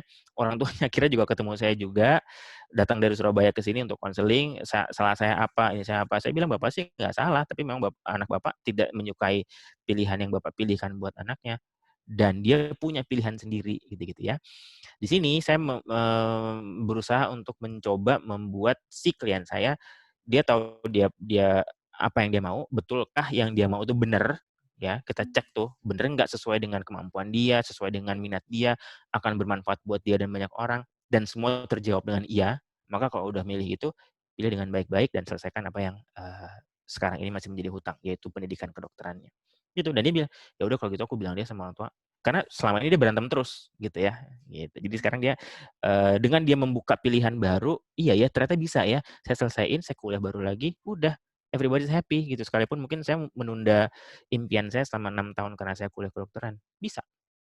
Gitu, itu salah satu contoh sih, Sofa. MI akan mendorong seseorang untuk kemudian memilih pilihannya sesuai dengan kapasitasnya, dengan kemampuannya, dengan kita temenin baik-baik. Oke, Mudah-mudahan terima bisa kasih, menjawab. Mas. Ya. Siapa lagi? Mas Iman, saya mau bertanya. Ya, Anissa Ini Maulidia Anissa. panggilannya. Anissa. Nisa. Ya, Oh, ada dua oke. Begitu mukanya muncul baru deh saya ingat. Oke, ya, silakan. ada dua pertanyaan, Mas. Yang pertama, Mm-mm. kalau misalnya si klien ini sudah sadar sebenarnya kesalahan berpikirnya di mana, tapi Mm-mm. sustain talk-nya terus tuh muncul. Terus sampai Mm-mm. akhirnya dia buat kesimpulan, apa emang saya ya yang nggak mau berubah gitu. Nah, Mm-mm. itu bagaimana cara membantu mereka untuk bisa lebih prepare, bisa lebih siap untuk berubah. Itu yang pertama. Mm-mm. Tadi terkait sama pertanyaan Kak Sofa juga Mm-mm. sebelumnya. Untuk yang Mm-mm. kedua, ketika sudah ada alternatif plan nih yang Mm-mm. perlu dilakukan sama klien. Terus si Mm-mm. kliennya pun juga udah nyoba dan Mm-mm. dia merasakan manfaatnya. Mm-mm. Tapi balik lagi belief dia sebegitu kuatnya sampai akhirnya dia nggak bisa konsisten untuk ngelakuin si perubahan-perubahan yang udah direncanakan. Itu gimana Mm-mm. ya, Mas? Mm-mm. Ya. Oke. Oke, saya jawab yang dua dulu kalau gitu, Nis. Jadi untuk yang dua ini artinya memang klienmu ini perlu diterapi lebih dalam, artinya session by session-nya tuh harus lebih serius lagi dengan pendekatan dengan CBT murni gitu ya. Jadi memang sampai harus mengubah belief-nya karena sebetulnya dia udah dapat manfaatnya gitu ya, tapi belum belum cukup kuat untuk mengubah. Jadi pada satu titik ini mungkin dia bisa berubah, berani terus dapat benefit-nya, tapi titik lain dia masih pakai pola yang lama gitu. Itu artinya belief-nya masih belum berubah secara komplit. Nggak apa-apa. Itu yang saya bilang tadi. Nggak bisa diterapin sempurna CBT ortodoks gitu ya, yang emang betul-betul sampai harus mengupas mendalam. It's okay gitu. Tapi kalau udah sampai kayak gini, ditanya lagi sama dia, oke kalau gitu apalagi yang bisa kita lakukan dan boleh tuh kita tawarin dengan baik. Kalau gitu kita CBT dengan lebih lebih dalam yuk karena mungkin kalau kita lihat polanya nih, yang pola ini kamu udah berubah nih, udah oke, tapi yang ini masih sama pakai pola yang sama. Jadi jangan-jangan sebetulnya basic yang mendasari pola ini masih ada. Dimana kalau kita lakukan terapi lebih mendalam yaitu pakai CBT karena dengan CBT kita bisa mendapatkan beliefmu yang lebih dalam lagi. Lalu setelah kita tahu, kita coba ganti dengan belief yang lebih seger buat dirimu gitu. Gitu nih sebetulnya. Jadi ke sana. Lalu sorry yang pertama tadi gimana yang pertama tadi? Untuk bantu yang tadi kan kalau jawaban Mas Iman dari pertanyaan Kak Sofa, mungkin si klien ini preparation-nya masih kurang. Oh ya, Kita oke. masih bantu untuk tes preparation-nya. Sustain talk-nya masih ada gitu ya. Iya. Iya, it's okay gitu ya. Nggak semua kasus bisa kemudian kita gali dengan cepat dan kita kesampingkan dengan cepat juga sustain talk-nya. Sangat banyak kasus yang sustain-nya banyak banget gitu ya. Ya kalau saya pribadi, saya akan biarin aja. Tapi saya akan konfrontasi. Oke, sekarang kamu bilang kamu mau ngubah, tapi kamu bilang susah. Sekarang kamu bilang kamu nggak nyaman dengan kehidupan ini, tapi kamu bilang susah, tapi kamu bilang pasti akan ada ini, pasti akan ada itu. Kira-kira mana pilihan yang akan membuat kamu lebih sehat sih gitu? Apakah meyakini bahwa pasti susah, pasti nggak bisa, pasti lama itu membuat kamu jadi sehat atau enggak gitu? Kalau enggak rasanya udah jelas ya pilihannya kamu bagusnya melakukan apa gitu loh. Jadi lagi-lagi dibawa. Itu yang saya bilang tadi. MI dan CBT ini amat sangat kental nuansa konselingnya justru sebetulnya. Supaya CBT bisa efektif dan tajam, maka konselingnya kita unconditional positive regard kita kuatannya dulu. Iya oke, memang situasi nggak gampang. Iya oke, memang mungkin banyak hambatannya. Tapi melihat bahwa sampai sejauh ini kayaknya perubahannya nggak cukup meyakinkan atau kayaknya kamu lebih banyak mudaratnya ketimbang barokahnya. Apakah iya kamu masih mau memikirkan atau menggunakan pola pikir yang itu? Karena itu pilihanmu sendiri gitu. Mestinya sih kalau itu udah cukup baik kita sampaikan, klien udah merasa dia diterima bahwa memang kita bukan mengabaikan situasi sulitnya. Kita tahu situasinya mungkin banyak hambatan, banyak kesulitan. Yes, tapi kita nggak akan fokus ke sana gitu loh. Kalau itu bisa kita hadirkan perasaan itu pada klien bahwa konselor gue ngerti sih sebenarnya ini situasi gue tuh mandek sana sini gitu ya. Bukan diabaikan sih, tapi memang konselor gue ini mengajak gue untuk lebih melihat terus kita do something yuk gitu. Itu konseling dulu. Artinya pendekatan konseling lah yang perlu banyak dipakai, unconditional positive regards lah gitu ya. Sampai kemudian dia ngerasa cukup nyaman dengan dirimu. Lalu berikutnya, yuk kita siapin dengan lebih detail yuk. Jadi preparation-nya lebih tajam. kita iniin yuk, kalau ini nggak bisa pakai ini yuk, ini nggak bisa ini yuk, ngomong sama siapa dulu yuk, gitu-gitu. Itu akan membantu klien supaya lebih kuat untuk, oke, saya confident nih untuk melakukan perubahan nih, yuk deh kita mulai, itu aja. Dan selalu taruh di kepala kita juga, ini lagi-lagi CBT yourself di sini teman-teman. Kita nggak bisa bilang juga di kepala bahwa kalau klien udah gue bantu nih, udah jalan CBT juga nih, maka dia bisa jalan sustain terus-menerus berhasil sempurna. Nggak bisa. Kita juga perlu bilang, kita perlu buka kemungkinan klien mundur lagi gitu. Salah nggak? Nggak salah. Namanya juga manusia gitu. Sangat mungkin kita sampai di titik yang, aduh, bisa nggak ya? Gitu. Konsistensi itu kita jaga. Ya, itu sih alamiah banget. Dan itu buat saya bukan menjadi sebuah problem. Itu adalah tantangan kita untuk, dan kenyataan kita ya, yang perlu kita hadapi karena kalau orang itu udah bisa konsisten, dia nggak akan bermasalah gitu. Justru itulah dia menjadi klien-klien kita. Dan untuk itulah kita semua yang profesi ini ada. Gitu ya, Nis ya. Thank you. Makasih banyak, Mas. Iya, Bu. Ini menarik banget ya CBT ya. Jadi ini kan mengurai masalah klien ya. Jadi sesi konseling itu kan 1 jam ya kalau dia datang. Jadi tadi disebutkan bahwa ini baru sesi kelima baru terbuka atau cukup 5 kali atau bagaimana?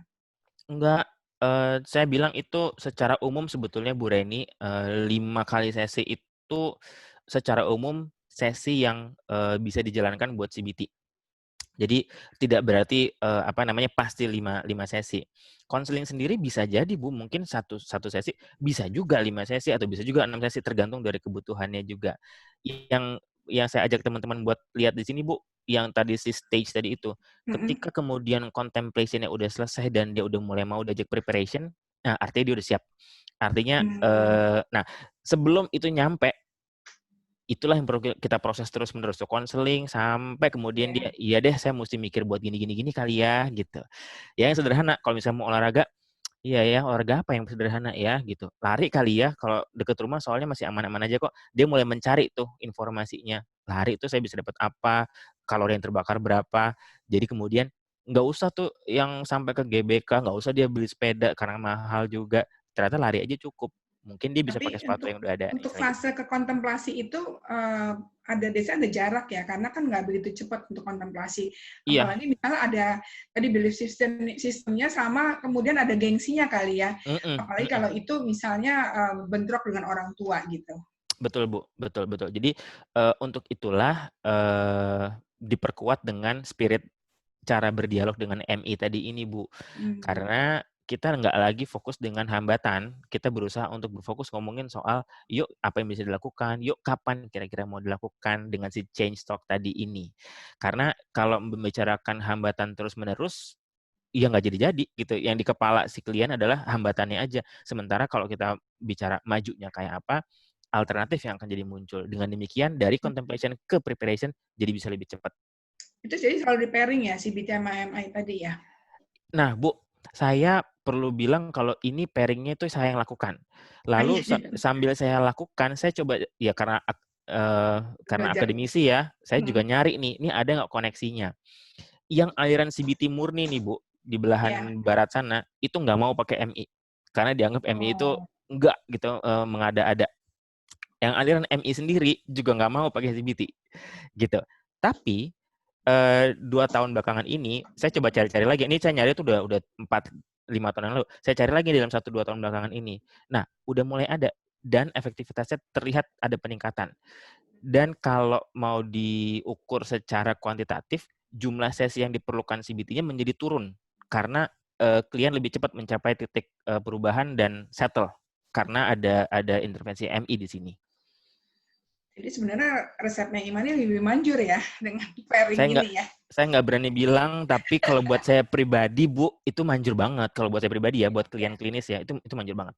Karena kayaknya ngatung ya, kalau cuma nanya CBT aja ya, kayaknya belum kelar ya. Iya, dan satu lagi, mungkin ini terkait sama nuansa orang Indonesia. Nuansa orang Indonesia paling enggak sejauh ini yang saya dapetin, Bu, dari pengalaman praktek saya, itu masih lebih suka dianggap di nurture gitu loh, diemong. Jadi kalau sakit, iya nih aku emang sakit banget, iya nih aku emang orang susah banget nih, iya emang aku lahir dari keluarga yang kayak gini. Lebih kepengen itunya dulu gitu. Jadi kalau langsung diajak ke pemanasannya lama ya? Lama. Kalau langsung diajak, oke kalau gitu kamu mau ngerjain apa? Itu nggak bisa tuh. Lama banget. Jadi perlu diemong dulu, diusap-usap, dibelai-belai dulu secara psikologis, baru kemudian iya ya. Udah ya udah emang ini keluarga gue kayak gini, terus you have to do something kan gitu. Iya sih Mas, benar juga. Nah, sampai ke titik itu Bu, itu yang kemudian kalau dari proses saya diisi dengan spirit MI tadi ini. Nggak bisa langsung dibikin. CBT langsung direct gitu ya, di konfrontasi orang nggak nyaman ya. Jadi nggak perlu nyaman, tadi nyaman. kayak main-main dulu, ngobrol-ngobrol dulu ya. Iya, benar. Elus-elus tadi ya istilahnya ya. Iya, dia lulus secara psikologis. Saya bilangnya gitu.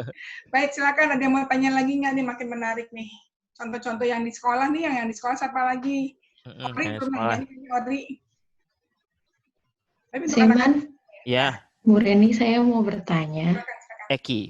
Iya, saya Eki, Prodik 2018. Ya. Kalau tadi kan Sofa, Nisa mungkin banyak membahas terkait klien kuliah. Tapi bagaimana dengan klien yang lebih kecil, misalnya SMP? Kalau saya baca beberapa tesis, mungkin semua tesis yang saya baca berkaitan dengan CBT pada remaja pasti menggunakan worksheet atau lembar kerja. Nah, sebenarnya saya masih berusaha meraba-raba gimana caranya menyatukan antara CBT, MI, kemudian ada worksheet lagi. Terlebih lagi ini tingkatnya SMP. Saya ada 2 pertanyaan, Mas. Itu yang pertama. Yang kedua, terkait tadi yang Mas Iman bilang kalau udah ada bau-bau klinis nih kliennya. Untuk kami yang di Prodik dan menangani klien yang seperti ini sebenarnya kasusnya gini sih Mas. Dia anak SMP, kemudian sempat terbersit untuk seandainya atau kayaknya kalau aku nggak ada di dunia ini juga nggak apa-apa Kak gitu.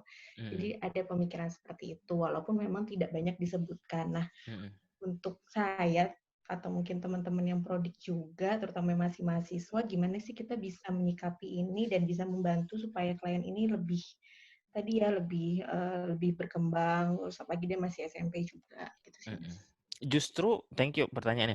Justru karena masih SMP, kalau buat saya, justru masih lebih banyak hal-hal yang bisa kita explore sebetulnya.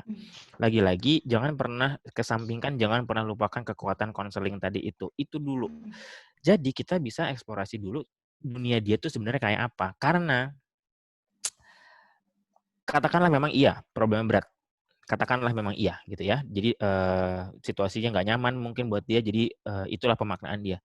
Tapi bisa juga karena zaman sekarang ini, silakan saya disanggah kalau misalnya ada yang nggak pas dari pendapat saya ya.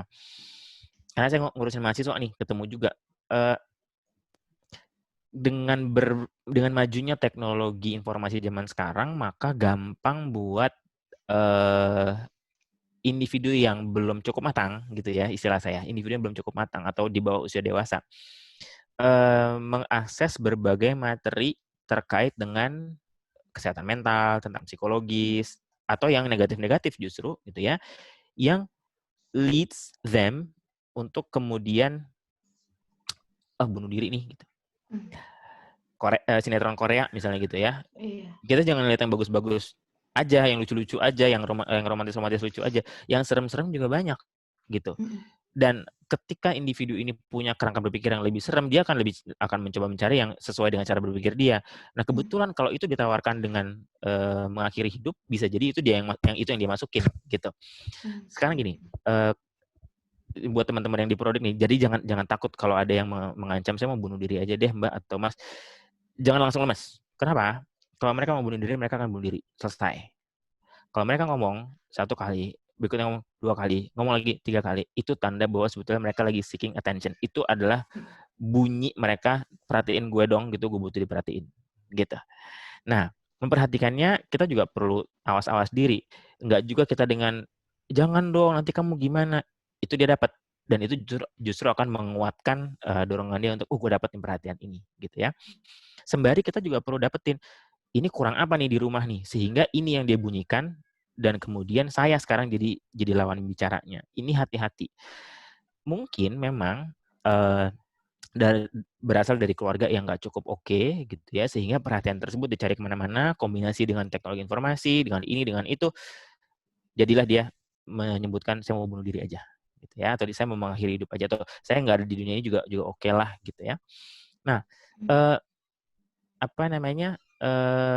fokus kita sebisa mungkin bukan pada dia mau bunuh diri, enggak, tapi oke, kamu ngerasa nggak cukup nyaman kali ya sebetulnya. Tapi kalau kita mau ngomongin sebenarnya yang udah kamu lakukan di dunia itu apa sih gitu? Apa sih dari kecil sampai sekarang tuh yang berhasil bisa kamu lakukan tuh apa sih gitu? Nggak ada Mas, bisa jadi dibilang gitu ya. Tapi kalau ada, itu kan udah bagus sebetulnya. Itu yang kita angkat ke atas. Dan kalau bisa gitu ya, kalau bisa dan kalau kita cukup tenang, dan mestinya sih kita cukup tenang gitu ya. Kita tanggapi dorongan dia untuk mengakhiri hidup itu dengan, oh ya mungkin juga sih, tapi mungkin juga enggak gitu. Dan kita nggak usah bahas terlalu panjang. Karena kalau dibahas terlalu panjang, itu menjadi, menarik nih berarti akan dibahas sama konselor saya nih. Kalau kita bilang tegas-tegas, kita nggak usah bahas itu ya nanti, karena itu nggak bagus, bisa jadi lain lagi diterima sama klien kita, bisa jadi dia malah jadi beneran gitu ya. Di titik ini kita perlu cukup matang untuk bisa menghadirkan situasi atau pemahaman bahwa saya nggak akan bahas itu ya, gitu. Karena sebetulnya tidak menarik dan tidak akan membawa manfaat buat siapapun. Tapi kita sampaikan secara implisit. Ya oke. Ya mungkin juga kali ya, gitu. Tapi sih saya lihat, ya entahlah, banyak kok orang-orang yang menyenangkan juga sebenarnya gitu. Banyak juga pengalaman yang saya belum dapat juga nih gitu. Saya nggak tahu deh kamu punya atau enggak. Jangan-jangan sebenarnya kamu masih punya keinginan mau jalan-jalan keliling dunia kayak atau apa kayak yang belum. Tapi ya udahlah, saya nggak tahu juga sih, urusan hidup mati itu urusan Tuhan lah. Yuk kita bahas yang lain, yuk kita bahas apa. Jadi dapetin kita apresiasi dulu bahwa dia punya isu itu, oke, tapi saya nggak akan bahas ya, sorry gitu. Jadi dalam hati kita ngomong itu dan dia mestinya akan cukup nangkep. Kita bahas yang lebih produktif buat dia sendiri aja. Nah, kalau memang ternyata udah cukup berat nih Ki, dia ngomong itu terus-menerus, Ki boleh refer ke psikolog klinis maupun ke psikiater untuk dapat penanganan yang lebih baik. Dan tentunya untuk bisa merefer ke psikolog maupun ke psikiater, klinis maupun ke psikiater, Eki perlu dapat informasi yang lengkap dulu nih mengenai di rumah dia kayak apa situasi beratnya dia tuh kayak apa, sehingga ketika nanti mau merujuk, informasinya udah lengkap duluan, gitu. Untuk menghindari keliru dan untuk menghindari kalau di refer dia menyampaikan informasi yang lain lagi. Anyway, saya nggak cuma satu kali dapat klien yang datang ke depan meja saya, ke ruang praktek dan bilang, Mas, saya mau bunuh diri aja deh. Oke. Dan sampai sekarang dia nggak pernah bunuh diri juga gitu. Lebih dari 10 klien saya selama 2 tahun belakangan ini ke depan muka saya, bahkan ada yang udah nunjukin juga nih, ini saya udah baret-baret Mas. Oh ya udah, sayangnya kulitnya jadi baret-baret gitu. Saya bawa dia ketawa. Emang mesti hati-hati sih, nggak juga semua klien bisa dibawa bercanda gitu ya. Hanya saja kita hindari kita mengikuti permainan tersebut, karena begitu kita jadi takut, kita udah masuk ke permainan dia. Padahal harusnya dia yang ikutin permainan kita, karena kita yang pakar di situ dan dia lagi butuh bantuan. Nah, salah satu bentuk bantuan adalah kita cukup tetap tenang, kita beri apresiasi sama isu tersebut, lalu kita fokus sama hal yang lebih positif. Gitu Ki, kurang lebih. Oke, Mas. Itu udah dua-duanya belum ya? Belum, Mas. Yang satu lagi apa sih? Yang lembar kerja. Oh, oke. Iya. Nah, zaman sekarang, kali saya jawabnya. Jangan pernah lupa prinsip CBT, mengkoreksi pola pikir atau mengkoreksi belief. Yang tadi misalnya dia jadi berantem sama teman gara-gara temanku nggak mau dengerin apa yang aku bilang. Satu, tangkapin. Lalu dia cerita lagi, aku berantem sama kakakku. Kenapa? Karena kakakku nggak mau ikutin apa yang aku minta. 2, 3, nggak suka sama guru tertentu. Kenapa? Karena saya bilangnya apa, guru ini nggak setuju. Kemudian saya dapat nilai jelek, misalnya kayak gitu. Jadi nuansanya adalah dia ingin amat sangat didengarkan. Maka itu CBT banget sebetulnya, karena polanya sama. Nah, prinsip CBT adalah mengkoreksi hal itu semua. Kalau tadi Eki bilang meraba-raba, tentu saya juga terus meraba-raba kok untuk semua klien saya yang baru. Saya mau coba nangkep dulu, ini apa nih nuansanya ya, saya perlu kasih worksheet atau enggak. Worksheet itu adalah salah satu teknik yang baik justru sebetulnya buat usia yang masih anak dan remaja untuk membuat diri dia detach sedikit. Kalau buat orang dewasa udah cukup bisa bilang tuh, coba Bapak pikir. Emang Bapak kalau kayak gitu bisa? Bisa tuh kita challenge dengan gitu. Tapi buat anak dan remaja, kalau di challenge gitu, yang muncul adalah defense mechanism dia atau pertahanan dia. Enggak kok Mbak, emang gini gitu. Iya Mbak, emang kayak gitu rasanya gitu ya.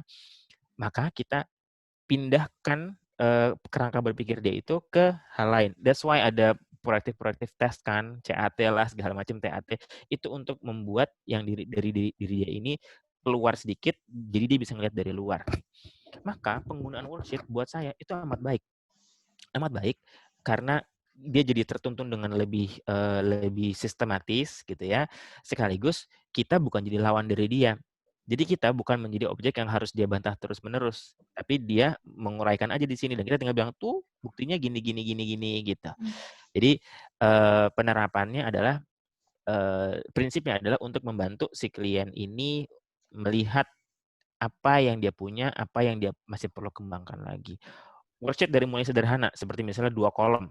Untung rugi, coba tulis ruginya apa, untungnya apa gitu ya. Surprisingly, teknik ini tuh sederhana banget, tapi masih amat sangat ampuh loh buat saya sampai sekarang ini kalau saya praktek. Untuk klien-klien yang ragu, yang bingung, yang nggak ngerti mau ngapain, itu ampuh banget. Gitu. Belum lagi kita ngomongin worksheet yang jauh lebih variatif, lebih lucu ya, lebih menarik.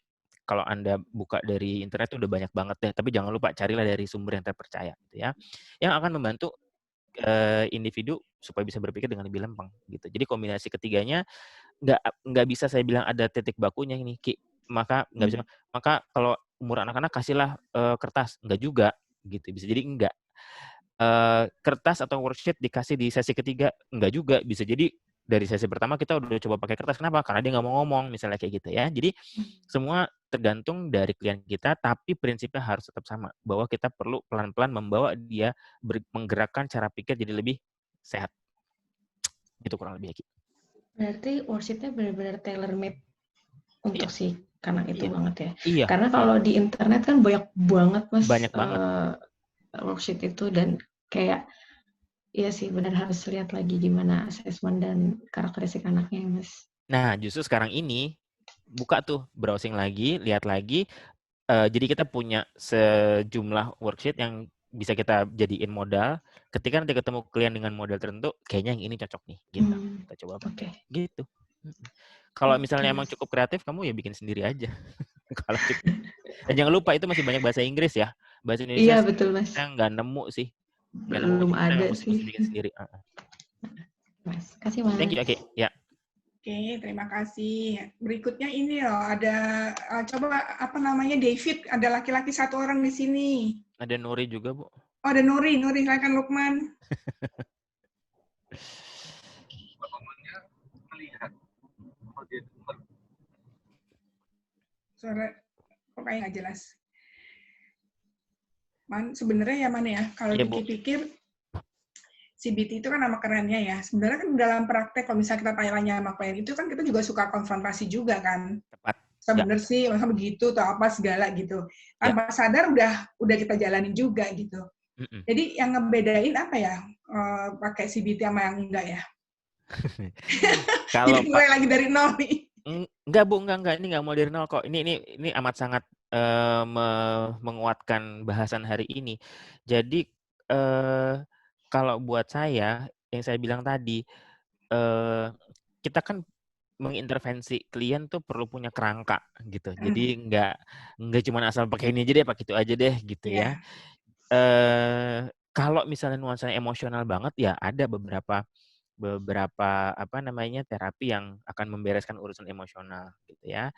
Tapi kalau buat apa namanya urusan yang sifatnya kekeliruan pola pikir kayak gini, maka CBT adalah yang mesti kita bilang saat ini masih paling baik gitu. Nah, kan CBT tetap juga punya prinsipnya, which is yang tadi Bu Reni bilang tadi juga, dalam konseling biasa aja kita juga konfrontasi, bener gitu, memang itu prinsipnya. Tapi kalau pakai CBT betulan, kita akan menggiring klien kita itu melalui beberapa sequence yang betul-betul mengupas dalam nih, sehingga sebetulnya impact psikologis kagetnya tuh lebih gede kalau pakai CBT gitu. Kalau pakai prinsip-prinsip CBT-nya aja, jadinya ya kayak konseling, kayak disadarkan pelan-pelan gitu. Justru ya, itu layernya banyak.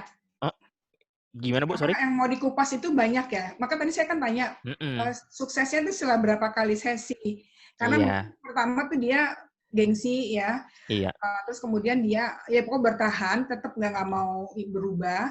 Sehingga setelah dikupas pelan-pelan baru mau move on. Iya, betul. Karena ini ngupasnya sampai ke belief. Nah, ini yang unsur lain saya perlu tambahkan. Orang Indonesia nggak enak sih bilangnya ya, karena seolah-olah kayak mewakili sekian ratus juta orang Indonesia. Tapi saya mesti bilang dari klien saya juga, memang kesiapan orang Indonesia untuk datang ke terapi itu masih variatif. Ada yang udah jelas datang, Mas, saya siap di terapi. Itu enak banget yang kayak gitu. Ada yang datang masih ragu-ragu, masih kayak menguji, ini bener nggak sih saya datang sama psikolog ini, saya bakal diapain nggak ya? Bahkan yang datang ke saya bakal disuntik-suntik nggak Mas gitu, itu ada gitu ya. Jadi amat sangat bervariasi. Artinya Bu, kalau memang kliennya sudah siap, sudah ngerti kerangka praktek psikologi seperti apa, kita hajar langsung dengan CBT, bisa. Sama seperti kayak waktu saya mesti training di Australia itu sekian waktu itu, saya memang dihadirkan dengan klien asli, which is luar biasa belepotannya mesti CBT-in orang pakai bahasa Inggris gitu ya. Mereka memang datang dan mereka siap. Saya siap untuk di CBT-in. Mereka udah tahu CBT apa, mereka siap. Jadi fase untuk membuat mereka jadi lebih merasa diterima itu bisa dipersempit karena mereka datang udah siap. Sama kayak kita misalnya ke dokter mau di fisioterapi, saya udah siap fisioterapi, saya udah tahu misalnya gitu. Sama ini juga. Nah, ini yang kita potong atau bukan potong, kita coba percepat dengan pendekatan yang lebih lunak seperti ini sehingga nanti bisa tanda kutip koreksi pola pikir ini dilakukan secara halus atau kita betul-betul statement pada dia, oke, sepertinya ini kita perlu terapi yang lebih dalam nih, terapinya ngobrol kok, namanya CBT, gini. Kita jelasin dengan lebih dalam, dia ngerti baru oke, saya setuju untuk CBT. Baru deh kita lakukan sesinya. Dan itu kalau saya so far, saya nggak pernah lebih dari 4 sesi, karena sampai sesi keempat biasanya mereka udah lelah. Jadi yang saya lakukan adalah 4 sesi, selesai, jedain dulu 1 bulan, follow up, kalau bagus, terminasi, kalau penurunan, kita lakukan lagi, gitu. Dan itu yang pola yang saya lakukan, Bu. Orang kita masih belum bisa panjang-panjang. Ya, ini saya jadi ingat nih kasus dari Pak Prodik ya. Ya, itu kasusnya itu adalah anak SMP kalau nggak salah ya. Jadi dia karena orang tuanya divorce, anak laki-laki ini dan dia butuh uang ya. Jadi akhirnya pokoknya dia jadi apa namanya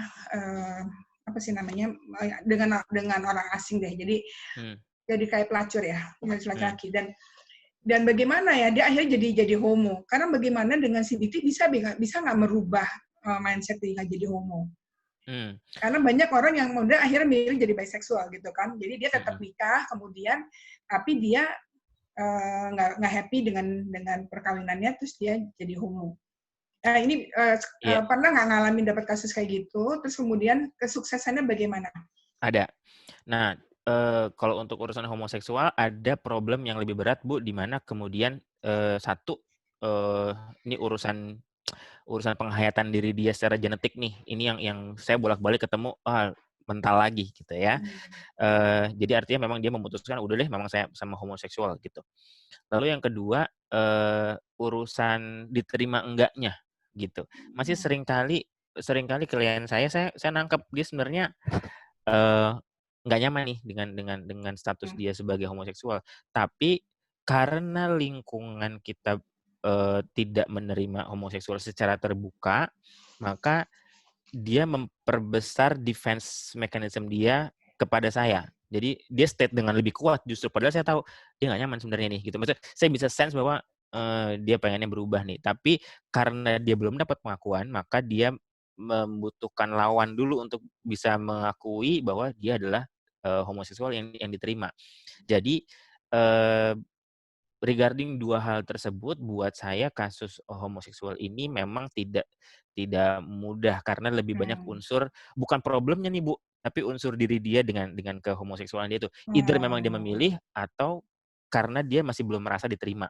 Padahal problem dia lebih banyak dari itu, problem uang lah, problem karir segala macam banyak, problem HIV segala macam ada juga gitu. Tapi unsur masalah diterimanya ini nih Bu yang membuat jadi lebih berat gitu. Paling dari sekian banyak kasus homoseksual yang saya bisa tanganin, yang akhirnya sampai betul-betul kelar dari problem yang membuat dia datang ke saya itu mungkin cuma 1. Sisanya berhenti tengah jalan, nggak suka, atau nanti dulu deh Mas, saya masih cari-cari waktu, nggak balik lagi, gitu-gitu. Berarti nggak nembus dong CBT-nya. Belief system-nya nggak bisa ketembus ya?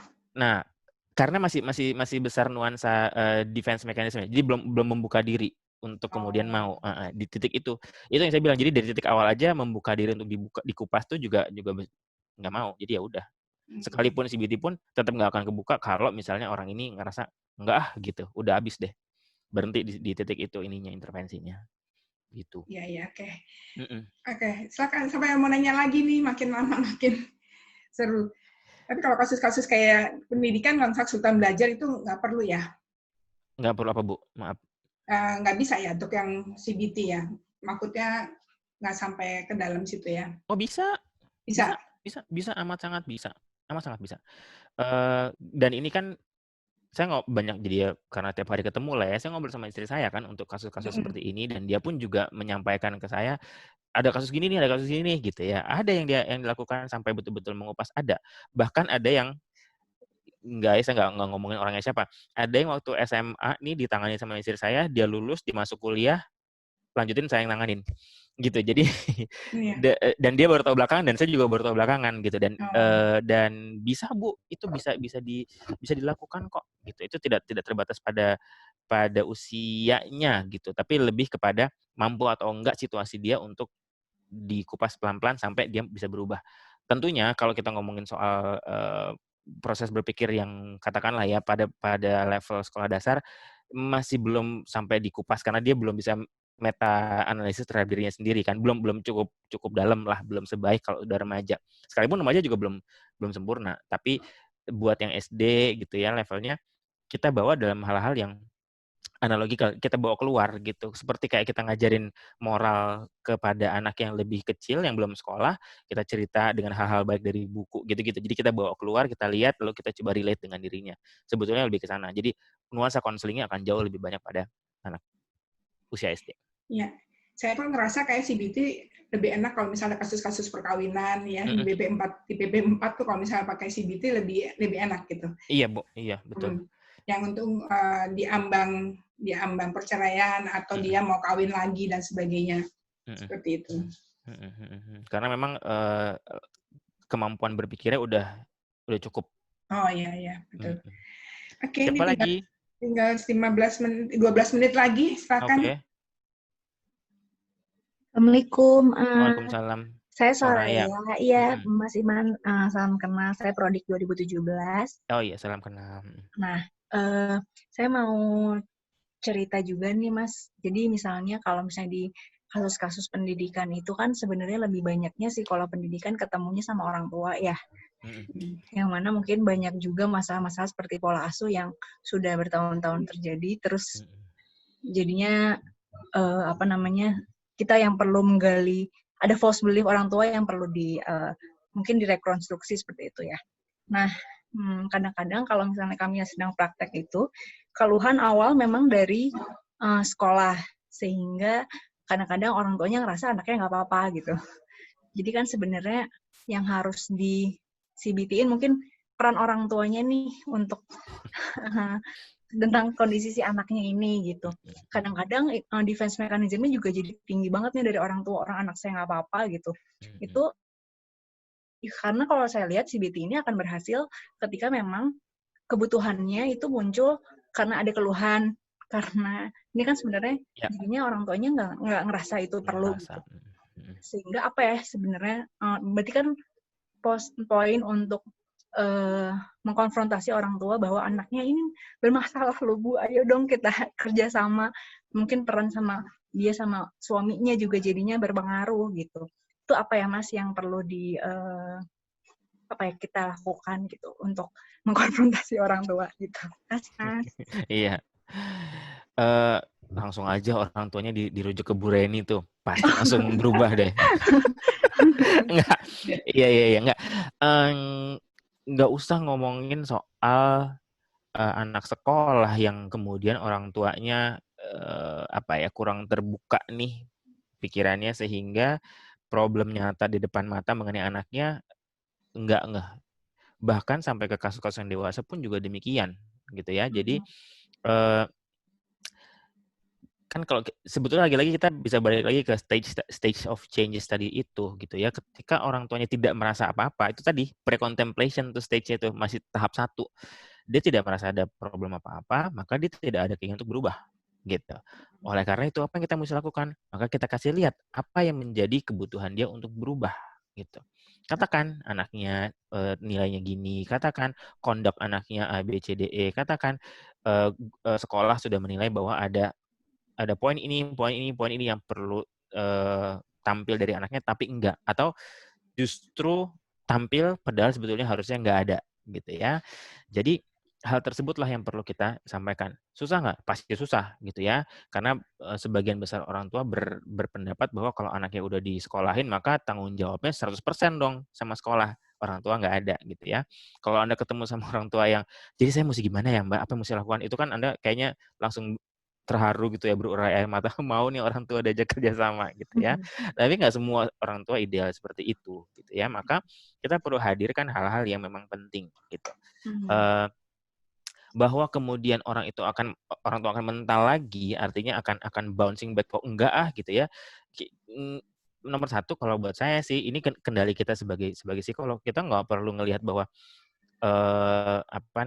waduh, kok dia nggak mau dengerin ya gitu. Saya kan udah profesional nih. Nggak usah juga sih, bahwa lihat aja bahwa itu reaksi wajar seorang orang tua gitu ya terhadap berita yang mungkin tidak sesuai dengan apa yang dibayangkannya mengenai pendidikan atau proses pendidikan anaknya. Nggak apa-apa gitu. Lagi-lagi prinsip konseling kalau saya pakai di sini, iya kaget Bu pasti ya, pasti juga nggak sangka kalau terjadi gini gitu. Nggak apa-apa Bu, tapi faktanya demikian. Gitu. Artinya kita apresiasi atau kita terima bahwa dia mungkin nggak siap atau nggak sangka atau kaget ya Bu ya dengar ini ya. Tapi kemudian kita harus sampaikan fakta. Tapi Bu, faktanya adalah gini. Bu, sebagai psikolog sekolah atau sebagai konselor, saya di sini bertugas untuk membantu menjembatani gitu ya, atau apa bilangnya, membantu orang tua dan anak menemukan gimana caranya supaya bisa keluar dari problem ini. Artinya ini sih masih pulang lagi ke tahap pembinaan raport nih sebenarnya gitu. Jadi si orang tua ini perlu benar-benar yakin bahwa dia diterima, didengarkan dan diajak kerjasama, bukan dapat judge atau judgement yang negatif dari sekolah atau tentang anaknya gitu. Itu artinya gini, kita hadirkan fakta-fakta dulu aja gitu ya. Fakta bahwa gini, fakta bahwa itu, bahwa dalam usia perkembangan anak ini perlunya A, B, C, D, E, fakta bahwa gini. Lalu tanya, boleh nggak saya dengar dari Bapak Ibu, apa sih sebetulnya yang Bapak Ibu tahu mengenai Bapak Ibu gitu. Jadi penerimaan terhadap si orang tua ini juga perlu sama besarnya. Dengan demikian dia tahu bahwa derajatnya mereka itu sama tingginya kok. Mereka juga punya bargaining position terhadap urusan anaknya gitu. Jadi itu yang menjadi penting. Dan saya mesti bilang tidak seideal ini juga sih di lapangan gitu. Banyak banget yang akan lebih banyak mental lah, nggak suka lah, malah dituduh yang enggak. Belum lagi udah ngomongin soal muda, Anda masih muda tahu apa, belum juga punya anak, atau baru juga punya anak 2, baru udah punya 2, belum juga 3 gitu ya. Ada aja defense mechanism. Saya mengajak Anda semua juga untuk ngelihat lucu ya defense mechanism itu ya gitu. Kalau kita udah bisa ngeliat lucu ya gitu, kita bisa lebih tenang dan kemudian kita akan fokus pada enggak. Tugas saya sebagai konselor atau psikolog pendidikan atau psikolog sekolah menyampaikan fakta-fakta, menyampaikan hal-hal yang perlu diperhatikan bersama, lalu merumuskan bersama-sama solusinya itu apa. Jadi dengan demikian kita nggak mentok pada penolakan orang tua, tapi kita kemudian mengajak orang tua untuk maju, ayo kita ngomongin sama-sama nih, karena kalau nggak bisa. Gitu. Ada hal-hal yang perlu kita selesaikan juga sama-sama. Dan mempertimbangkan berbagai pihak lain yang mungkin terkait, kepala sekolah misalnya, atau kalau misalnya problemnya dengan temannya si anak ini, dengan orang tua temannya misalnya, jadi ngobrol gitu, jadi ketemu nih gitu. Karena seringkali konflik ini terjadi karena yang satu mau apa, nggak bilang dengan cukup baik, konflik gitu ya. Atau mungkin yang lebih berat lagi, katakan misalnya anak ini narkoba misalnya gitu ya. Ya anak ini diselamatkan, kemudian ambil pihak yang berwenang juga untuk menyelesaikan problem ini. Jadi problem itu diselesaikan nggak cuman urusan psikologis aja sih sebetulnya. ada juga hal-hal yang sifatnya pengaturan-pengaturan yang lebih kasat mata, lebih kelihatan gitu ya, sehingga bisa lebih baik lagi. Contoh misalnya pengaturan antar jemput sekolah, itu bukan psikologis, itu mekanistis banget, tapi itu berpengaruh terhadap kesejahteraan mental dia. Contohnya pengaturan kamar gitu ya. Contohnya pengaturan kapan boleh main, kapan boleh enggak. Jangan-jangan hal-hal yang sangat-sangat behavioristis dan juga mekanistis inilah yang membuat individu ini, si anak ini bermasalah di sekolah. Itu yang perlu dibahas bersama-sama, itu yang perlu diungkap bareng-bareng. Jadi kemudian menyelesaikan masalahnya itu nggak seolah-olah kayak ini orang tua atau ini saya bakal dikupas banget nih tentang kesalahan saya dalam mendidik nih. Nggak juga. Tapi bisa juga hal-hal yang enggak kok Pak, ternyata si anak Bapak ini ngantuk melulu di sekolah gara-gara ya dia mesti pagi-pagi karena antar jemput bareng-bareng sama mereka. Apa ya solusinya bareng-bareng ya gitu. Nah, ngajak adalah kunci dari keberhasilan intervensi kalau boleh saya bilang. Sekalipun tidak juga 100% pasti masih ada hal-hal yang ya by proses baru akan bisa berjalan pelan-pelan, tapi kalau kita tidak mulai dengan ngajak tapi kita mulai dengan judging, itu menjadi titik yang agak berat karena begitu orang di-judge orang kan enggak gitu. Enggak kok baik-baik aja gitu. Enggak kok saya oke-oke aja gitu. Gitu sih. Terima kasih banyak, Mas Iman. Sama-sama. Mas Iman, terima kasih banyak. Ini jadinya icip-icip CBT ya. Jadi kalau lebih dalam lagi, mungkin harus berapa jam nih belajarnya ya kan? Tapi ini lumayan banget karena dapat bekal ya sebagai psikolog sekolah. Karena seringkali salah ya. Emang headingnya sih psikologi pendidikan gitu kan? Padahal kan yang dihasilkan itu adalah school psychologist, bukan educational psychologist. Nah, school psychologist ini muatan klinisnya banyak banget gitu. Nah, sehingga memang intervensi-intervensi mereka harus kuasai. Nah, kita bersyukur bahwa pada Sabtu ini kita banyak belajar ya, dicerahkan oleh Mas Iman. Oke, Mas Iman, terima kasih banyak dan teman-teman juga terima kasih. Sebelum bubaran ini Lia mau ngajak berfoto bersama. Baik. Ya. Ayo Lia, silakan.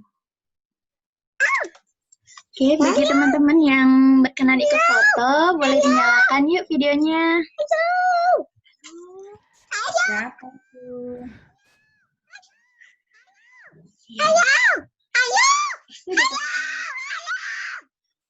Oh iya.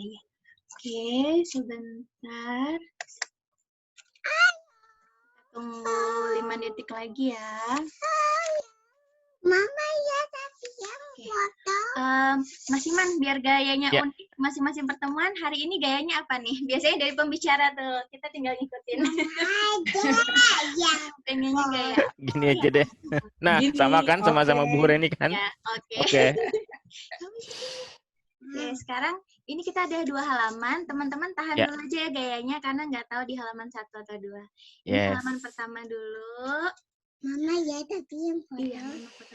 Kita hitung 1, 2, 3. 1, 2, 3. Tahan dulu. Sebentar. Oke, sekarang halaman kedua. 1, 2, 3. Oke, sudah, terima kasih. Oke, semoga bermanfaat. Kalau misalnya mau lebih lanjut, saya atur sama Bu Reni. Alhamdulillah, terima kasih banyak. Sama-sama Bu. Terima kasih banyak, Bro. Kamu ya, Man ya. Terima kasih semuanya. Sehat-sehat ya. Terima kasih banyak, Mas Iman. Ya. Salam sehat semua.